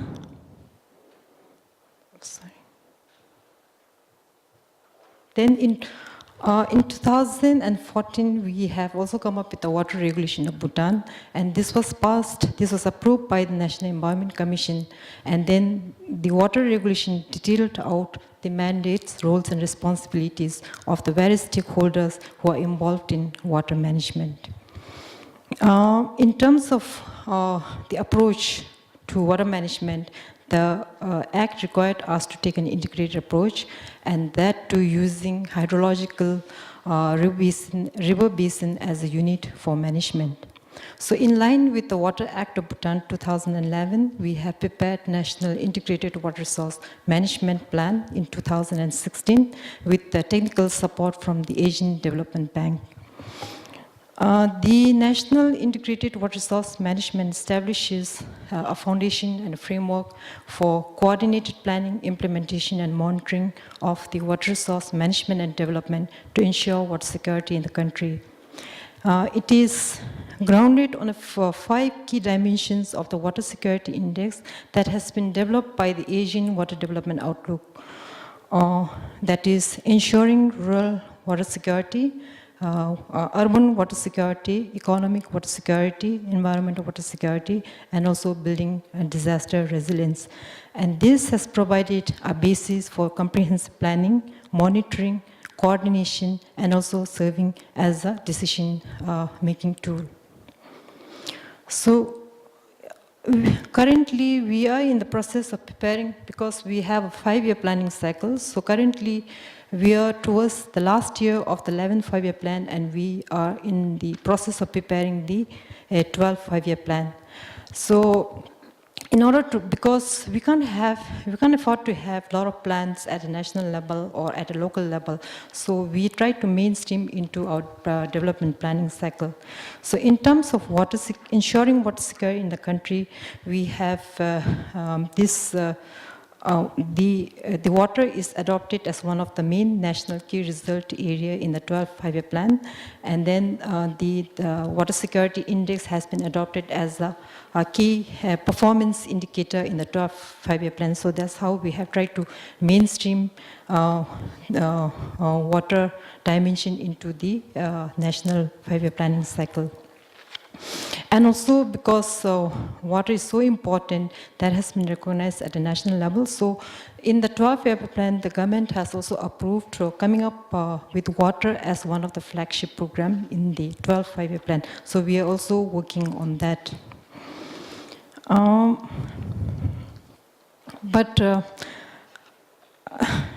In the process of implementing all these activities, we are also challenged, and there are a lot of issues.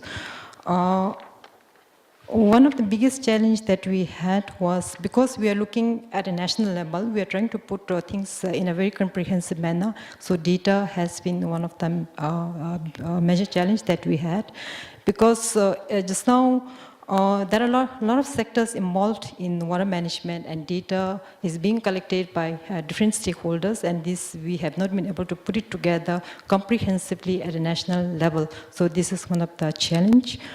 And also at the same time, we are also trying to align the SDG goals, especially the goal 6 related to water, as part of this data collection system. So this is also quite challenging, because we still, you all know, as a developing country, we have a lot of limitations on technical part as well as the financial part.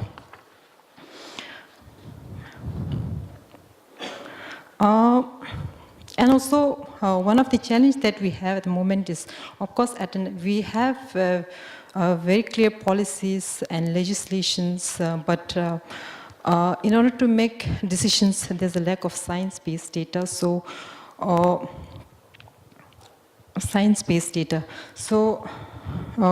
through this, and also to move forward, I'm really hoping that we could collaborate at various levels. We need to collaborate locally, because the local communities has to take ownership in order to efficiently and sustainably manage the resources. At a national level, we also need a greater collaboration and coordination, because in order to be resource efficient, we need to have, we can't afford to have a duplication of efforts. We need to move in a very coordinated manner. We also wanted to collaborate regionally and internationally, because we still have, there's still lack of technical capacity and also innovation and technology, because whatever we have is just based on natural. In order to be resource efficient, I think now it's high time that we also come up with the technologies to efficiently manage our resources. So we are really looking forward for that, and thank you very much. Thank you, Ms. Wang Mo. Let us now hear from Mr. Mohammed Ziaul Haq, Director for Environment Department in Bangladesh. Mr. Haq, in the context of the 3 action areas for enhancing ecological carrying capacity as defined in the Regional Implementation Plan, what do you consider to be the most effective strategies? What achievements have been made in Bangladesh, and what gaps and needs remain? Mr. Haq. Thank you, Madam Moderator. And good morning, colleagues and distinguished excellencies, the panelists and the delegates.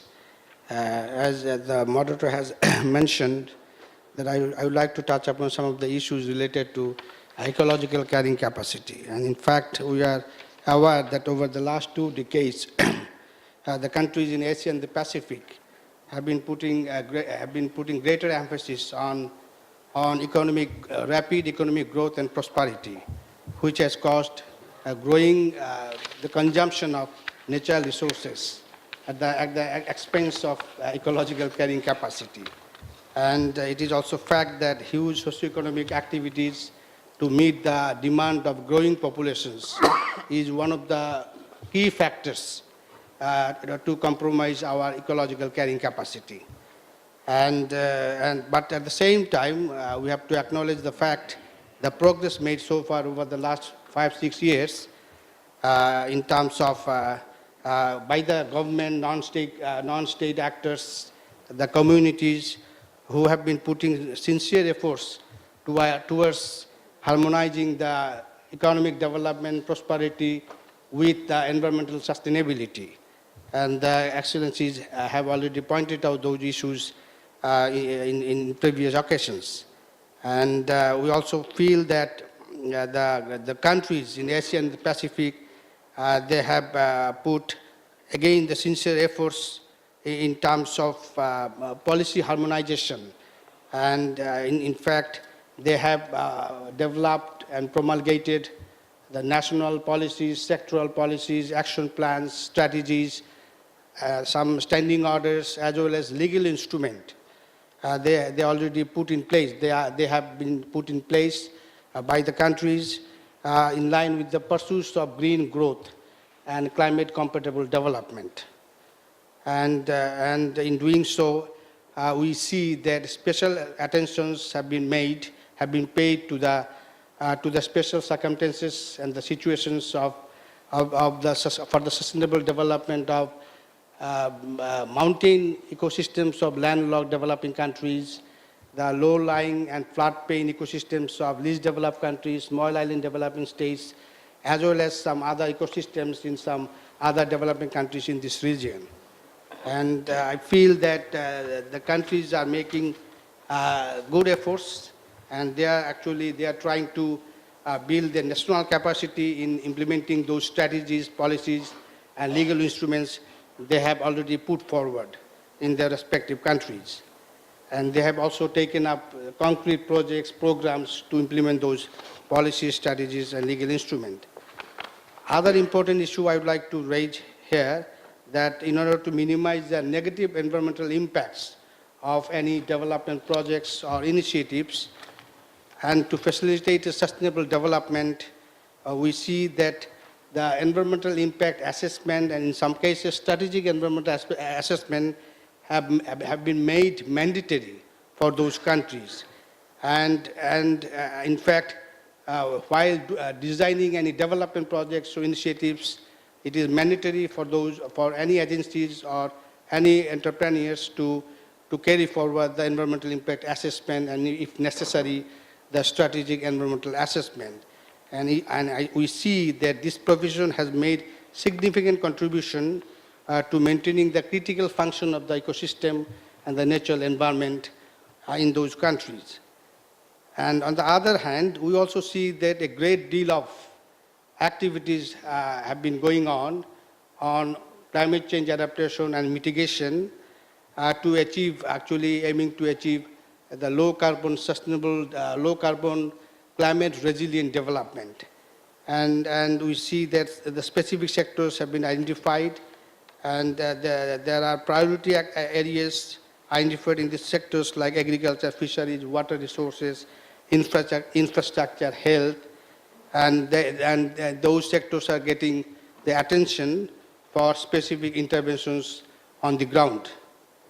And also major initiatives lie with the sector-specific climate change policies, strategies, the renewable energy policy, energy efficiency and conservation master plan. Some countries have prepared these policies and master plans.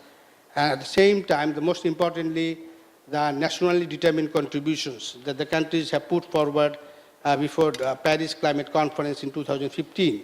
Now they are trying to develop the implementation roadmap for those nationally determined contributions the countries have already submitted to the Climate Change Convention Secretariat. And there is another important element that I would like to highlight, that the countries are putting sincere efforts to fulfill the obligations of major environmental conventions like climate change conventions, biodiversity conventions, desertification and land degradation conventions. At the same time, they are trying to link those implementation of those conventions into the implementation of sustainable development goals or achieving the sustainable development goals. And this is very important for the countries in this region, that we are actually focusing on achieving these sustainable development goals by 2030, at the same time aligning with the implementation of 3 major international conventions. And even when we talk about this implementation of the conventions, there are some elements that is very much related to the sustaining or enhancing the ecological carrying capacity. For instance, under the CVD, the goal is that we have to make a good progress in achieving the targets of effectively conserving at least 70% of the terrestrial and wetland areas under protection, under conservation, and 10% of the marine and coastal areas having the important biodiversity and ecosystem services. And the countries in the Asia and the Pacific, they have made good progress in achieving those targets, 70% terrestrial and 10% coastal marine ecosystems. And it is happening through declaring and conserving these terrestrial and wetlands and marine ecosystems as the protected areas. They have declared the protected areas. They have declared the sanctuaries, the good number of sanctuaries, eco parks, safaris, and in some cases ecologically critical areas. And it has direct linkages with the achievement of the Sustainable Development Goals. There are a number of goals like SDG 12, 13, 14, 15. They are actually trying to link those SDGs into their implementation plan. And even under the CCD, the countries, they are trying to put forward a land degradation neutrality targets under the CCD program. And the countries are actually developing those land degradation neutrality targets by their respective countries. And they are also trying to implement those degradation neutrality targets by 2030. And in that case, actually, if I turn to my countries, there are initiatives made by my national government. For instance, Bangladesh already declared and established 38 protected areas, terrestrial, forest, and wetlands. There are 13 ecologically critical areas, number of fish sanctuaries that we have established so far, and one dedicated marine protected areas in Bay of Bengal. So government has been putting commendable efforts to implement those areas in line with actually sustaining ecological carrying capacity. But as I said earlier, that population pressure has been identified one of the most critical elements. That is one of the key causes to deplete the natural resource base and to reduce the ecological carrying capacity as well as the critical functions of the ecosystem. And if you consider the other areas, Bangladesh is trying to actually fulfill their the national, international obligations under the conventions, and we are actually trying to achieve, as I said earlier, the other countries have been doing so to pursue low carbon, climate resilient development by developing and implementing Bangladesh Climate Change Strategy and Action Plan, renewable energy policy, and the Sustainable Development Strategy we already prepared in 2012. And there are some other sectoral policies and master plans that we are trying to implement. For instance, we have already developed energy efficiency and energy conservation master plan. And in fact, those energy efficiency master plan has provided a good number of initiatives that could contribute to the low carbon climate resilient development. And at the same time, just one important point that I would like to share with you, that over the last 10 years, the Bangladesh has installed around 4.5 million solar home systems across the country.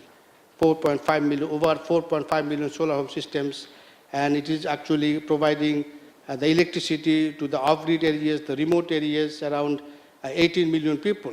So we are trying to do some mitigation activities. At the same time, we are also trying to adapt to the changing climate situations, since we consider we are one of the most climate vulnerable countries in the world. So we are actually addressing both adaptation and mitigation together. Actually, since we understand that we are one of the sensible members of the global community, so we do address both issues, adaptation and mitigation, simultaneously. Thank you, Madam. Thank you very much, Director Haq. Let me now turn to Ms. Alia Shalabekova, Head of the Department for Green Economy, Ministry of Energy in Kazakhstan. Ms. Shalabekova, across the region, a transition to low-carbon development path is urgently needed to produce the benefits for sustainable energy consumption, for economic development, poverty alleviation, and the environment. What achievements have been made in improving energy resource management for sustainable development in Kazakhstan? What do you consider the most important lessons learned from your experience? Michela Begova. Thank you, Madam Moderator. Good morning, everyone. It's an honor for me to present the strategy Kazakhstan has to decrease energy intensity of our economy. In 2012, the President of Kazakhstan, in his annual speech to the nation, presented a new strategy of country development, Kazakhstan 2050, that declares our ambitious goal to be a member country among 30 most developed states in the world by 2050. To this end, among many, there are two primary goals have been set. GDP energy intensity should be decreased by 50%. And in electricity generation, we aim at increasing the renewable energy share by 50%. To achieve these targets, we have adopted two concepts of the fuel and energy sector development and transition to a green economy. Kazakhstan decreased the GDP energy intensity by 28% in 2015. In order to do so, we have created conditions to implement international requirements for energy saving in Kazakhstan. The legislation on energy saving and energy efficiency increasing entered into force in 2012. One of the requirements of the law is to set up the state energy register, which includes every company and organization that consumes more than 1.5 tons of conditional fuel per year. As of January 2017, more than 5,000 enterprises of Kazakhstan are in this register. These enterprises must be audited, and the results of their energy inspections and the ways for improving situations should be presented in their roadmaps for increasing energy efficiency. Investment attraction is the key in the decreasing of energy intensity in production. The map of energy efficiency is created and projects ready to be launched as energy service contracts are in the map. Another area of energy efficiency increasing in Kazakhstan is lighting. Kazakhstan has moved to use LED light bulbs instead of electric incandescent ones.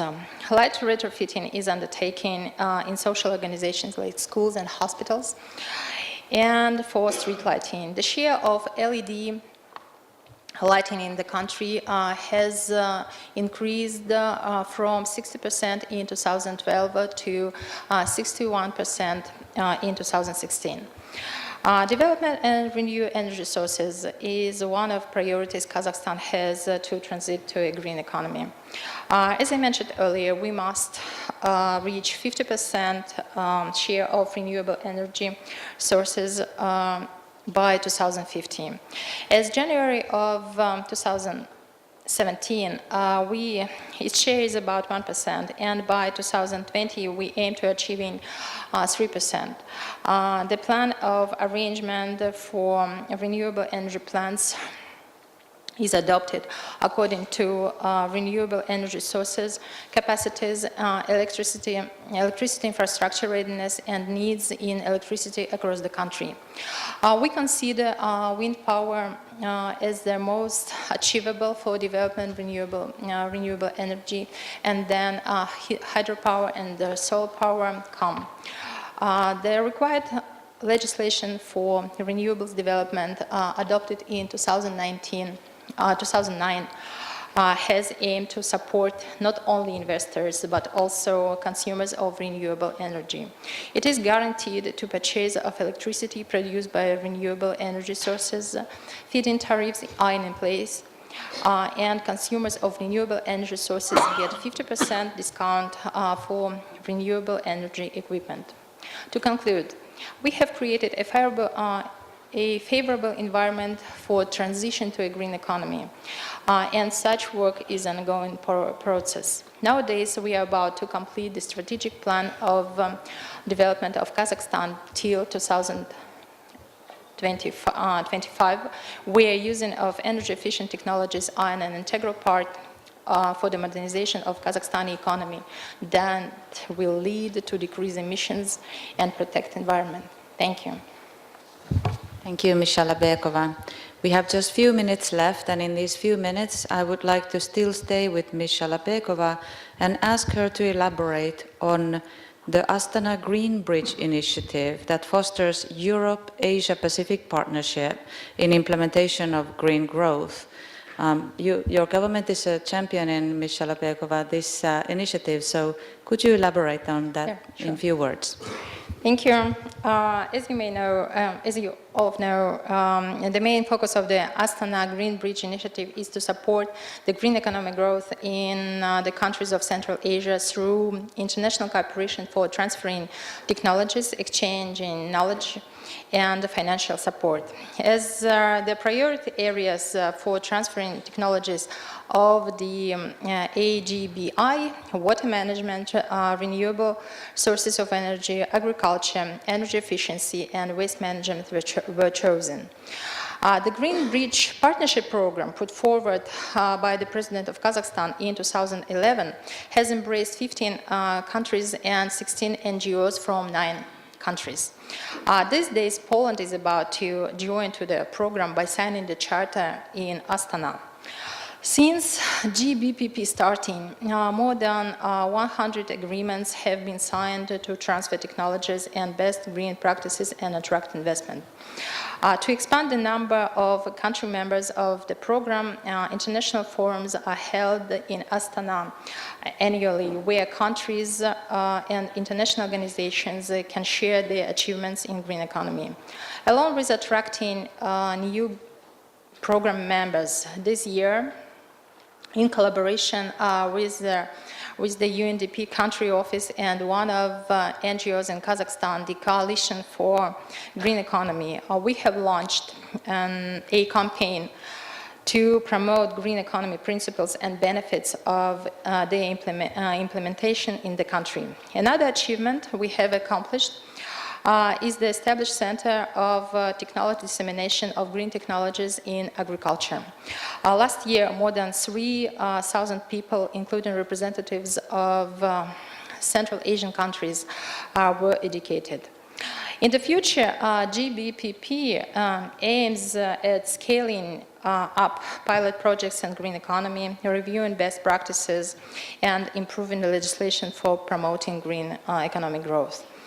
And in addition, we are establishing the International Green Tech Center in Astana as a continuation of the Green Bridge Partnership Program and the legacy of EXPO 2017 exhibition we hold this summer in Astana as well. Tomorrow, we will hold a side event dedicated to this initiative and where you can learn more about the achievements we have and the future steps for green economy in Kazakhstan and in the region. And I invite all of you to participate at this event, and that will be held in conference room 4 at 1 p.m. Thank you. Thank you, Ms. Shalabekova.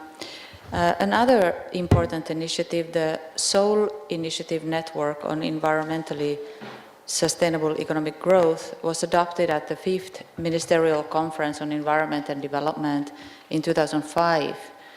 Since then, the initiative has implemented 17 pilot projects in 11 member countries under its phases 1 and 2, and building on favorable assessment of these 2 phases, the initiative has been extended to 2020 into its phase 3. Mr. Sung, could you please elaborate in just a few minutes on the role of the Seoul Initiative Network on green growth and how it has played a role in the region? Mr. Sung. Thank you, Madam Madam Moderator. I didn't prepare for this part, but let me talk about the initiative briefly. There are two components. One is the policy forum, to exchange to learn each other from the lessons in the past. And as I've mentioned, Korea will continue sharing our lessons, what we've done good, but also what we've done wrong in the past. And there's the other component is the pilot projects. I believe the project involves 20-some countries in the region, and Korea will continue supporting those pilot projects in this region, and of course we will endeavor to expand the projects to include more countries in the region. With the Sustainable Development Goals of 2030 Agenda, the focus of the initiative will be shifting slightly to incorporate those changes that the world leaders have agreed on. We will continue supporting the implementation of the SDGs in the region. Of course, as part of that, we will, in addition to the initiative, we will continue providing additional support through various international entities, including ESCAP and, of course, the GGGI and UNEP and others as well. Thank you. Thank you, Mr. Sang. Just quickly returning to the other panelists, Excellencies, Minister Mataioli and Minister Eden, Ms. Wang Mo, Mr. Hak, may I ask you just very briefly to give the audience your views on what is the role of sustainable and efficient management of natural resources in your priority areas? What role has these programs played, and how do you see us going forward? Minister Mataioli, would you like to elaborate on your views? Thank you, Madam Moderator. The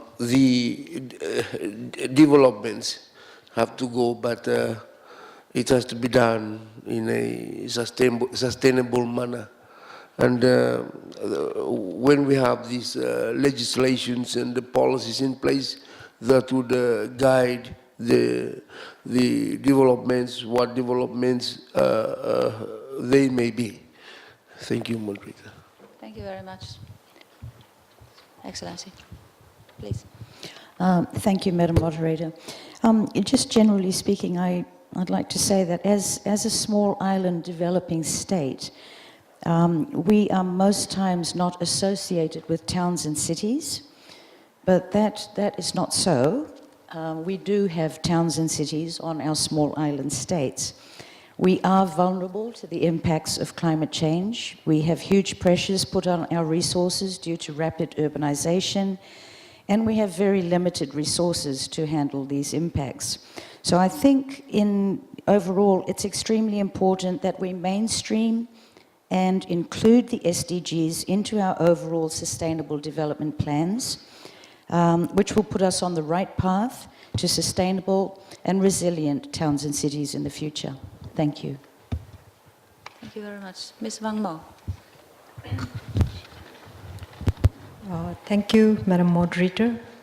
As I said, water is no longer just a natural resource, but a resource for economic development and social well-being. So sustainable and efficient management of water resources would mean sustainable economic development and also enhancing social well-being. Especially in the context of Bhutan, our economy is entirely dependent on hydropower, which in turn depends on the flow of water in the river. And 60% of our people still live in rural areas, again, whose livelihood is based on the subsistence farming. So again, it means they depend on water, rainfall. So going forward, while on the one hand we have so much resources, but on the other hand, I think we have not been efficiently and effectively used these resources due to lack of technology and innovation. So going forward, as I said, we need to collaborate with others for innovation and improving the technical capacity as well as technology, so that we efficiently use the resources for economic development as well as social well-being. Thank you. Thank you, Ms. Wang Mo. Director Hak. Yeah, thank you, Madam Facilitator. In fact, as you raised this issue, it is a very challenging task ahead of us. In fact, the countries now, they are putting the greater emphasis on achieving the Sustainable Development Goals by 2030. And in doing so, they have already prepared the policies, strategies, legal instruments, and now it is time to implement those policies to achieve SDGs. And in that case, as you rightly pointed out, that we need a coordinated approach at country level, at regional and international level.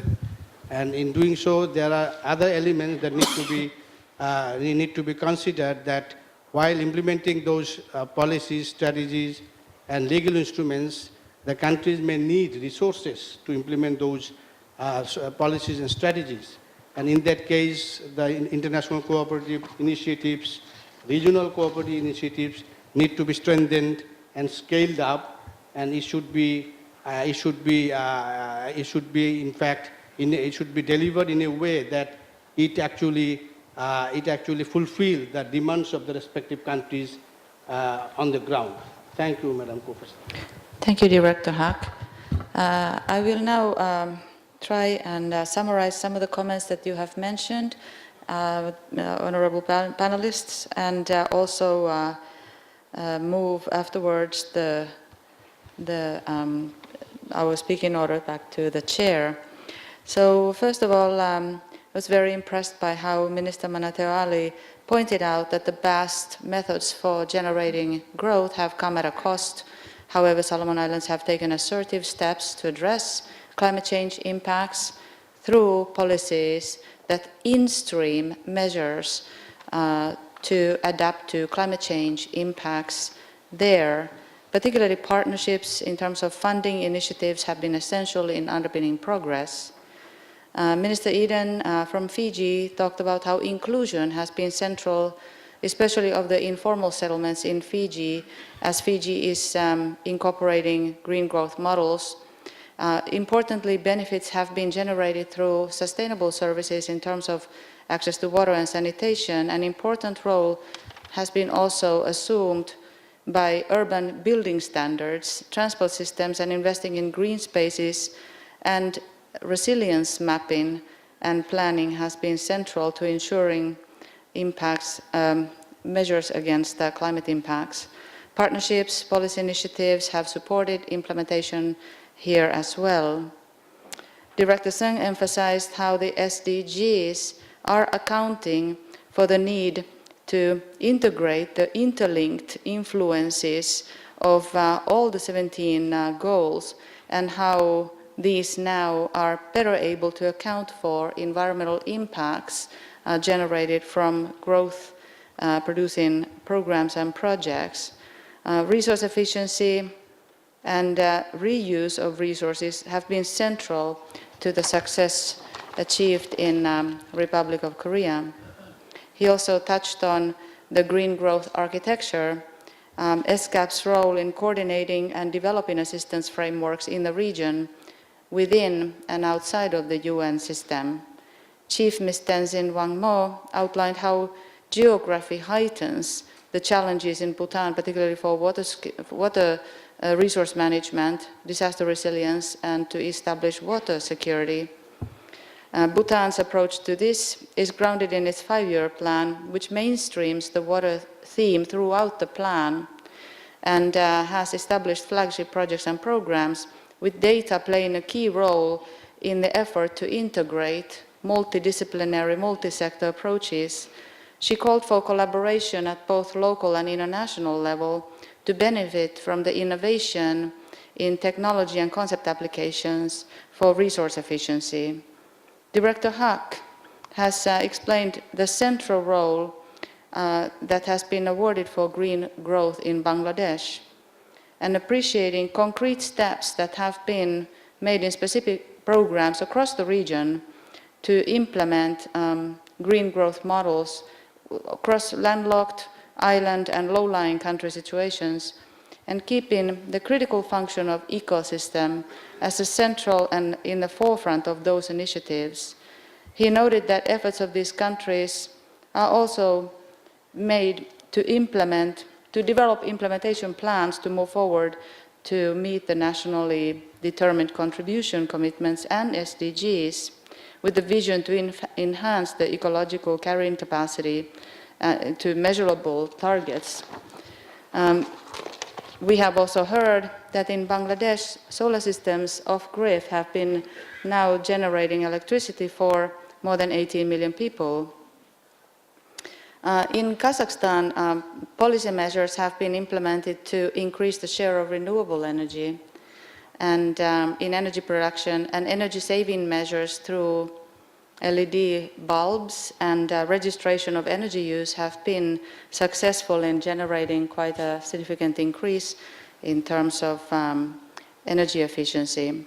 And particularly renewable energy is being implemented with a focus on wind as well as other renewable energy opportunities. Importantly, there is a session tomorrow on the Kazakhstan's Green Bridge Initiative and also the Korean-led initiative on on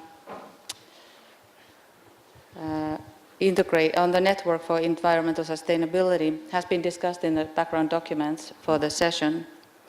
I think Director Haag very ably concluded in his comments that resources and cooperative partnerships are at the center and underpin these efforts, and we need to collectively work on that with ESCAP's capable support in formulating plans for us and coordinating our efforts.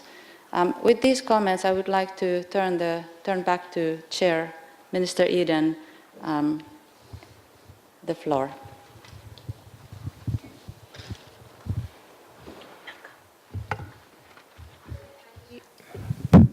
May I kindly ask the delegate panelists to return to their country seats and invite the chair and the secretary of the forum to the head table. I kindly ask the audience for your patience and to remain seated while the panelists make their way off the stage. Thank you.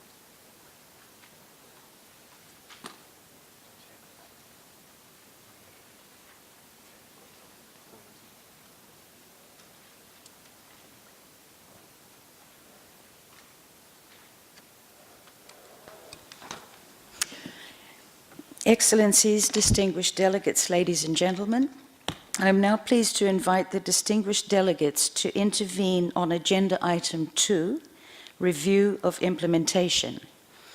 I will first open the floor to statements from member and associate member governments.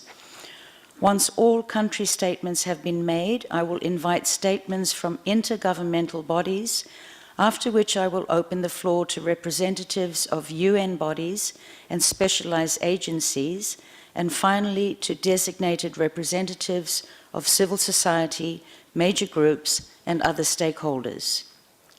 To begin, I would now like to open the floor for statements and views from governments.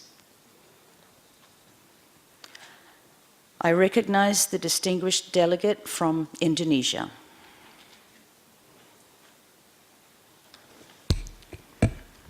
Thank you, Chairperson.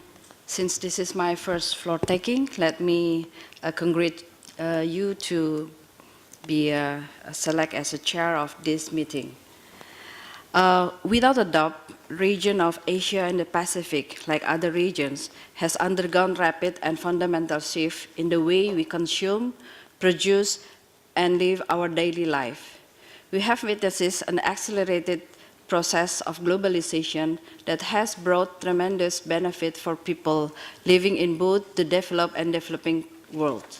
Yet, as much as much as there has been a positive development, the levels of natural resources depletions and environmental degradation has continued to worsen, with an expanding population and increased economic activities. We are pleased to note that the 6 program areas of the regional implementation plan has been taken into account in the efforts on implementing agenda of sustainable development within this region. Indonesia has issued presidential decree and set up the National Secretariat for the SDGs. We are in the processing of ratifying the law to support the implementations SDGs at the national and subnational levels and building a platform for stakeholders' participations. Indonesia believes in multi-stakeholders engagement in the implementation of SDGs. Our efforts to reach the Sustainable Development Goals facing uphill battles. There has been some progress, but also some setbacks and challenges in reaching our target. Despite all this, I remain optimistic that we can ensure a future of sustainability. This is a time where we can break the lingering myths about development and environment. We can break the myth that development will inevitably lead to the natural depletions. We can break the myth that development will automatically increase emission and pollution. We can break the myth that we can only choose between development and democracy, and we cannot have both. Madam Chairperson, distinguished delegates, with regard to the interesting initiative of the green growth approach, my delegation views green growth somehow as one vehicle towards the full attainment of sustainable development. Therefore, the concept has been recognized within our national midterm plan. This ensures sustainable and inclusive growth and enhances the achievement of the sustainable development. Depletion of natural resources caused by their intensive use requires decisive measures aimed at ensuring sustainable use of natural wealth. Thus, this is important to encourage elaboration of new approaches to extraction of natural resources, enhancing sustainable development of economics of the regions. Take our natural resources and environmental situation, for instance. Conservation and sustainable use of forest resources is among the most important challenges of the modern world. The forest sector plays an important role in economies in these regions. We in Indonesia promoted sustainable forestry as a key part of sustainable development and continuously initiate and implement various measures, including timber sustainable and legality assurance system, sustainable social forestry, and promoting environmental services of the forest. Indonesia is shifting its business as usual development into low carbon strategy by setting national targets and its supported means of implementation. Starting with in 2011, the National Action Plan for Reduction of Greenhouse Gases, and then continue in 2016 with nationally determined contribution in order to make the shift into a low carbon growth for Indonesia. A long-term vision and comprehensive strategy are critical. The effort is not only aims to strengthen the response to the threat of climate change, but also to strengthen our pathway towards sustainable development and effort to eradicate poverty. In this regard, Indonesia continues to strengthen and have in place an effective legal and regulatory framework, policies and practices that deliver economic and social benefits and include effective safeguards that reduce social and environmental impact, as well as conserve biodiversity and ecosystem. We also would like to recognize that traditional knowledge, innovations, and practices of local communities make an important contribution to the conservation and sustainable use of natural resources, and their wider application can support social well-being and sustainable livelihood. Let me reiterate the importance of changing our unsustainable pattern of consumption and production and ensuring adoption of concepts sustainable use of natural resources in development policy making process in the context of achieving sustainable development goals and promoting welfare of the people.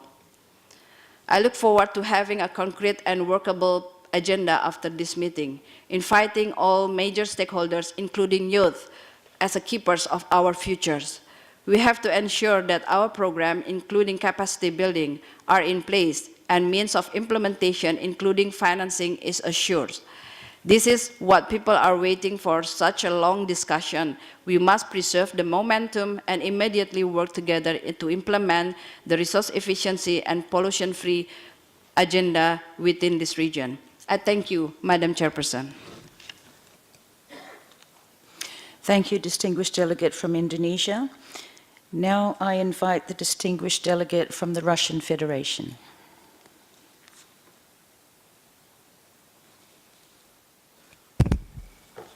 Спасибо, госпожа председатель.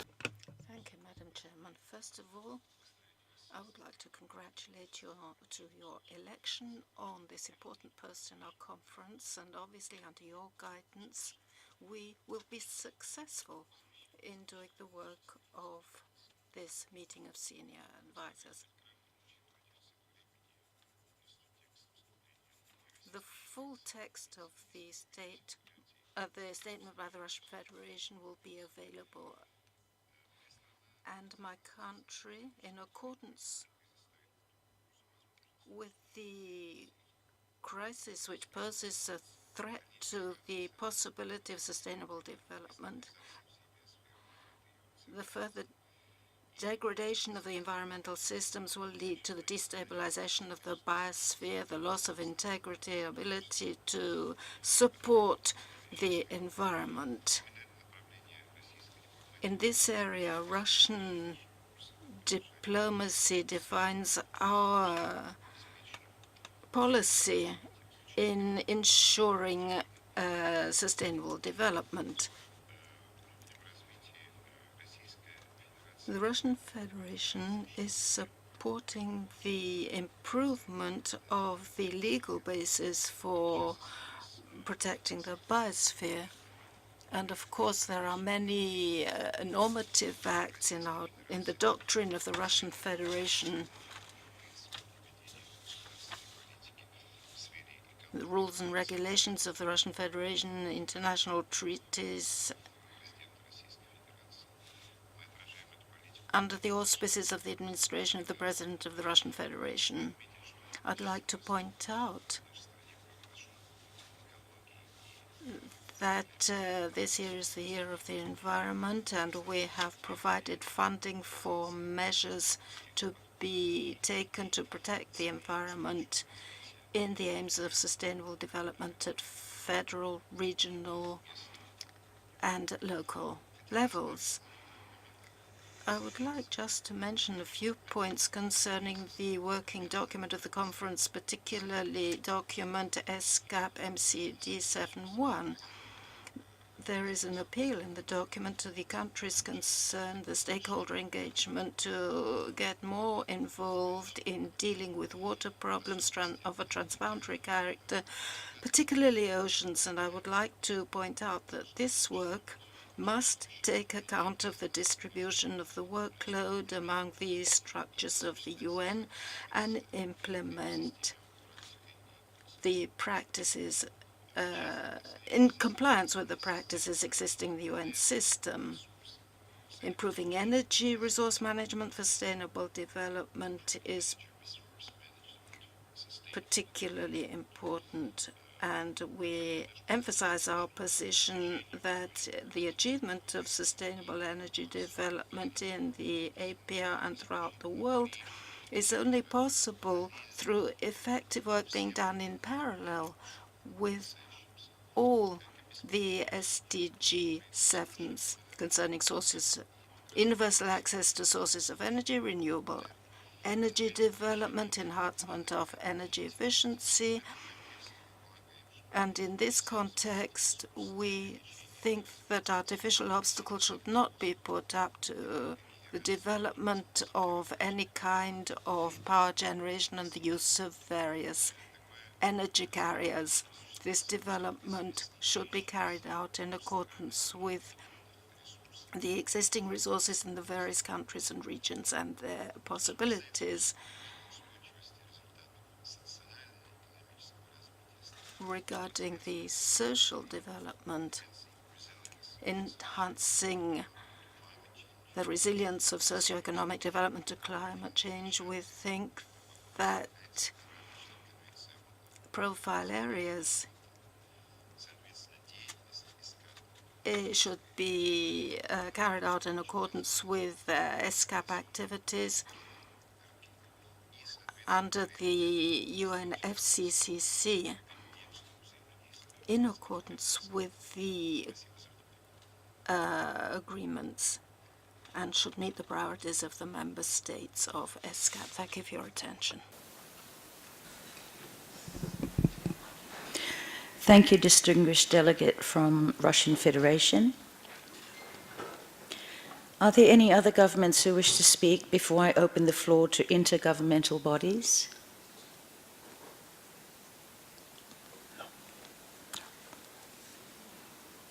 Okay, thank you, distinguished delegates, for your statements. I will now open the floor to intergovernmental bodies. Are there any representatives from intergovernmental bodies who wish to speak?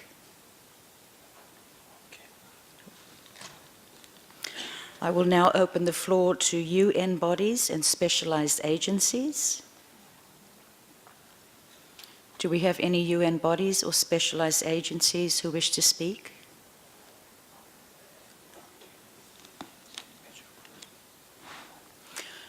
Okay, I see none. I will now open the floor to major groups and other stakeholders in the order provided by the Secretariat. I now welcome Asia Pacific Research Network to have the floor.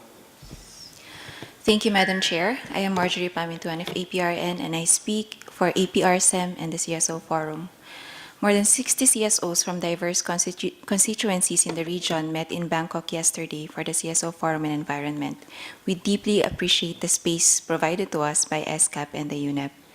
However, despite the impressive economic growth in some of the countries, poor environmental health and low human development outcomes manifest that fundamental and systemic issues are not being addressed adequately.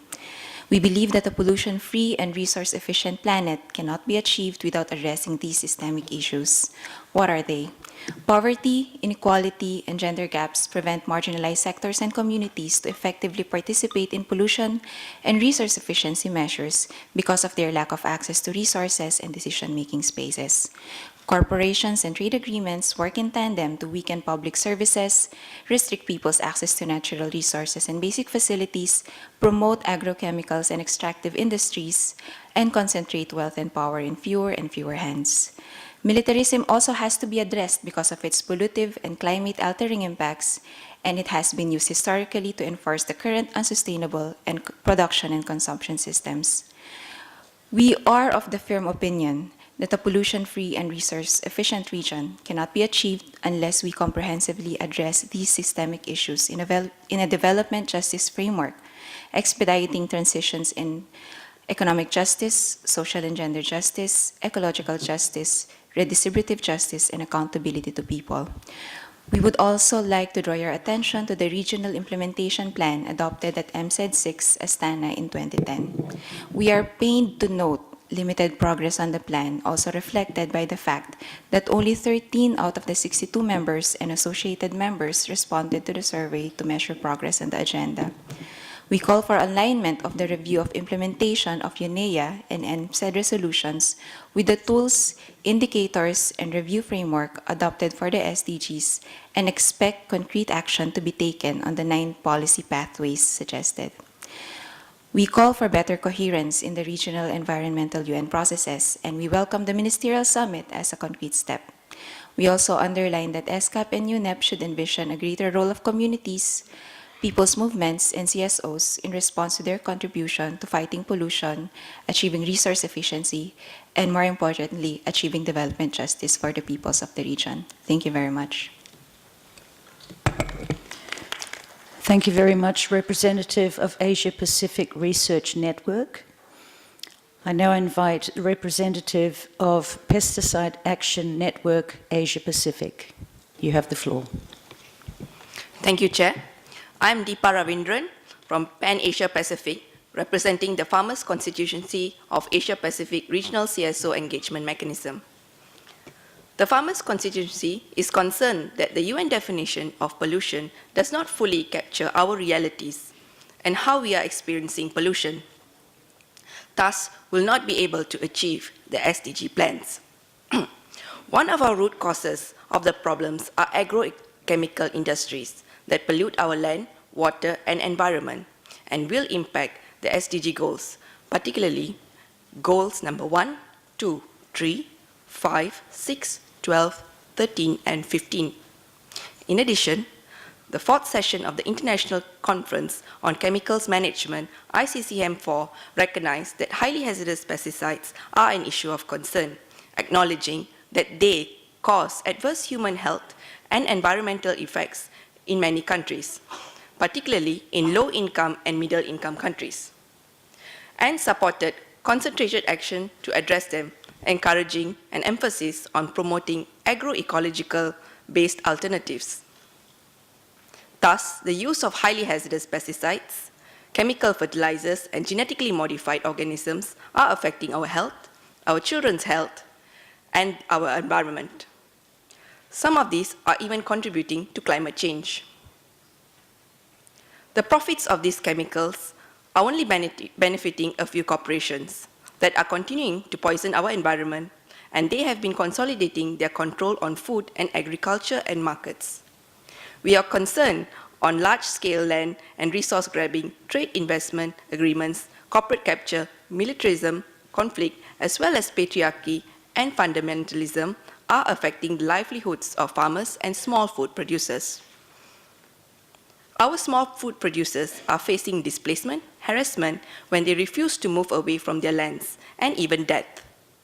Land and resource grabbing is affecting our farmers, indigenous communities, fisher folks, and many other small food producers.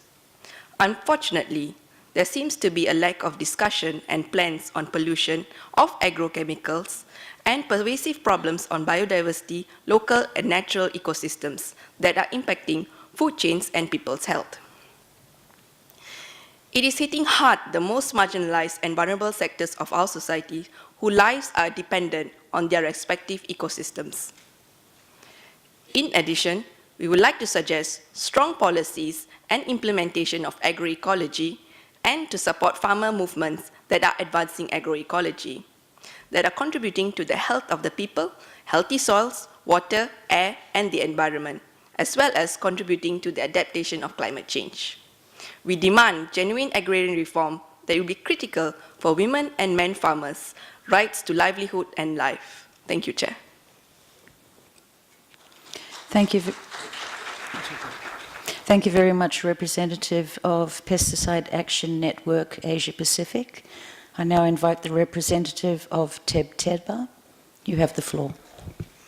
Thank you, Madam Chair, for giving us the opportunity to take the floor. I speak in behalf of the indigenous peoples major group. We, the indigenous peoples who are dependent on the natural environment for our food, livelihoods, energy, culture, and well-being, highly appreciate the emphasis given to the environmental consideration of any development, which was underscored in UNEA 2. However, we still see prioritization of economic development of a few over the obligation to protect the environment. We continue a life and death struggle against expansion of monocrop plantations and deforestation, corporate mining, mega dams, and waste being dumped in our territories. We still witness the vicious cycle of ecological damage from climate change-triggered disasters and worsening climate change due to ecological damage, of human rights violation of environmental defenders, of failed commitments for paradigm shift in development that takes into account the dimension of human rights, equity, and environmental justice. The exploitation of our natural resources, pollution and deforestation worsens our poverty situation and weaken our capacity to adapt to climate change. On our part, we have continued to play our role as stewards and custodians of the world's biodiversity and practice our traditional ecological knowledge in managing our lands, territories, and resources, and defended our territories against destructive and input-based industries such as agrochemicals to safeguard biodiversity and ecosystems functionality, even at the cost of our lives and of our leaders and members of our communities. Nonetheless, we are committed to revitalize and innovate on our indigenous territory management systems and practices that conforms with the ecosystems-based approach with culture and spiritual dimension. Example, to develop further our agroecological system and promote this to minimize and push for rational use of chemicals in agricultural land and enhance soil's capacities as carbon sinks. We will always remind ourselves that there was a time in history that agriculture has thrived without chemicals and that diversity can be a successful natural pest and disease control for crops and animals and benefits health as well. Second, sustain our traditional forest and mangrove management to sustain our other services such as habitats, water storage for cultural purposes, carbon sinks, and others. Finally, we demand support and seek partnership for the needed cleanup of pollution on our territories from industries and the restoration of our degraded landscape and seascapes. Thank you, Madam Chair. Thank you very much, Representative of Teba. Are there any other representatives from major groups or other stakeholders who wish to speak? I see none. Thank you all for those insightful and interesting remarks and for an excellent session. I now declare this session concluded, but before we break for lunch, I invite our MC to provide further details on logistics and any housekeeping announcements. Thank you, Madam Chair. Excellencies, distinguished delegates, ladies and gentlemen, I would like to call your attention to the proceedings this afternoon. We invite delegates to join the side event, A Common Path, How Does the Paris Agreement Promote the Goal of a Resource-Efficient and Pollution-Free Asia-Pacific, co-organized by the UNFCCC and the Institute for Global Environmental Strategies, IGIS.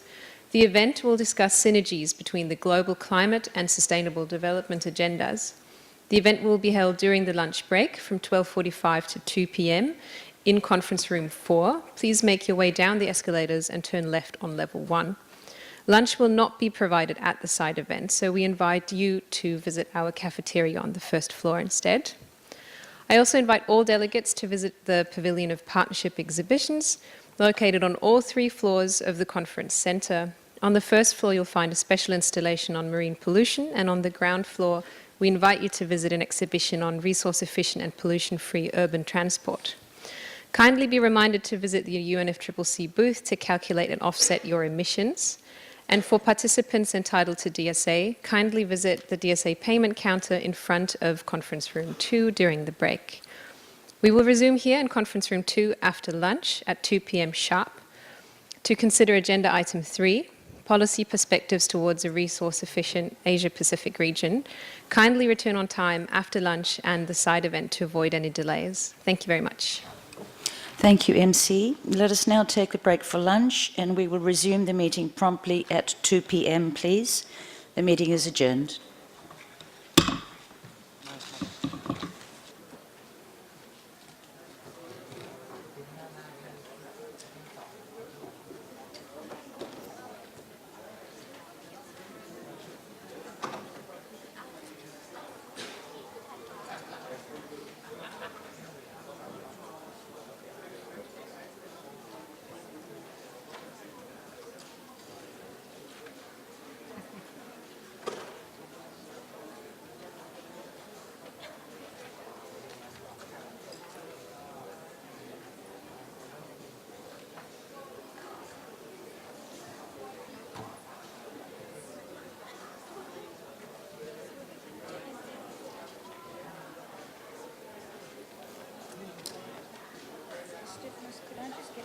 Yes. I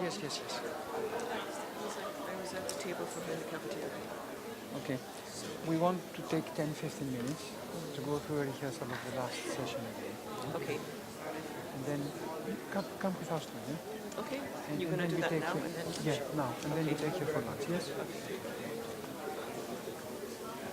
Because I think she was. Right.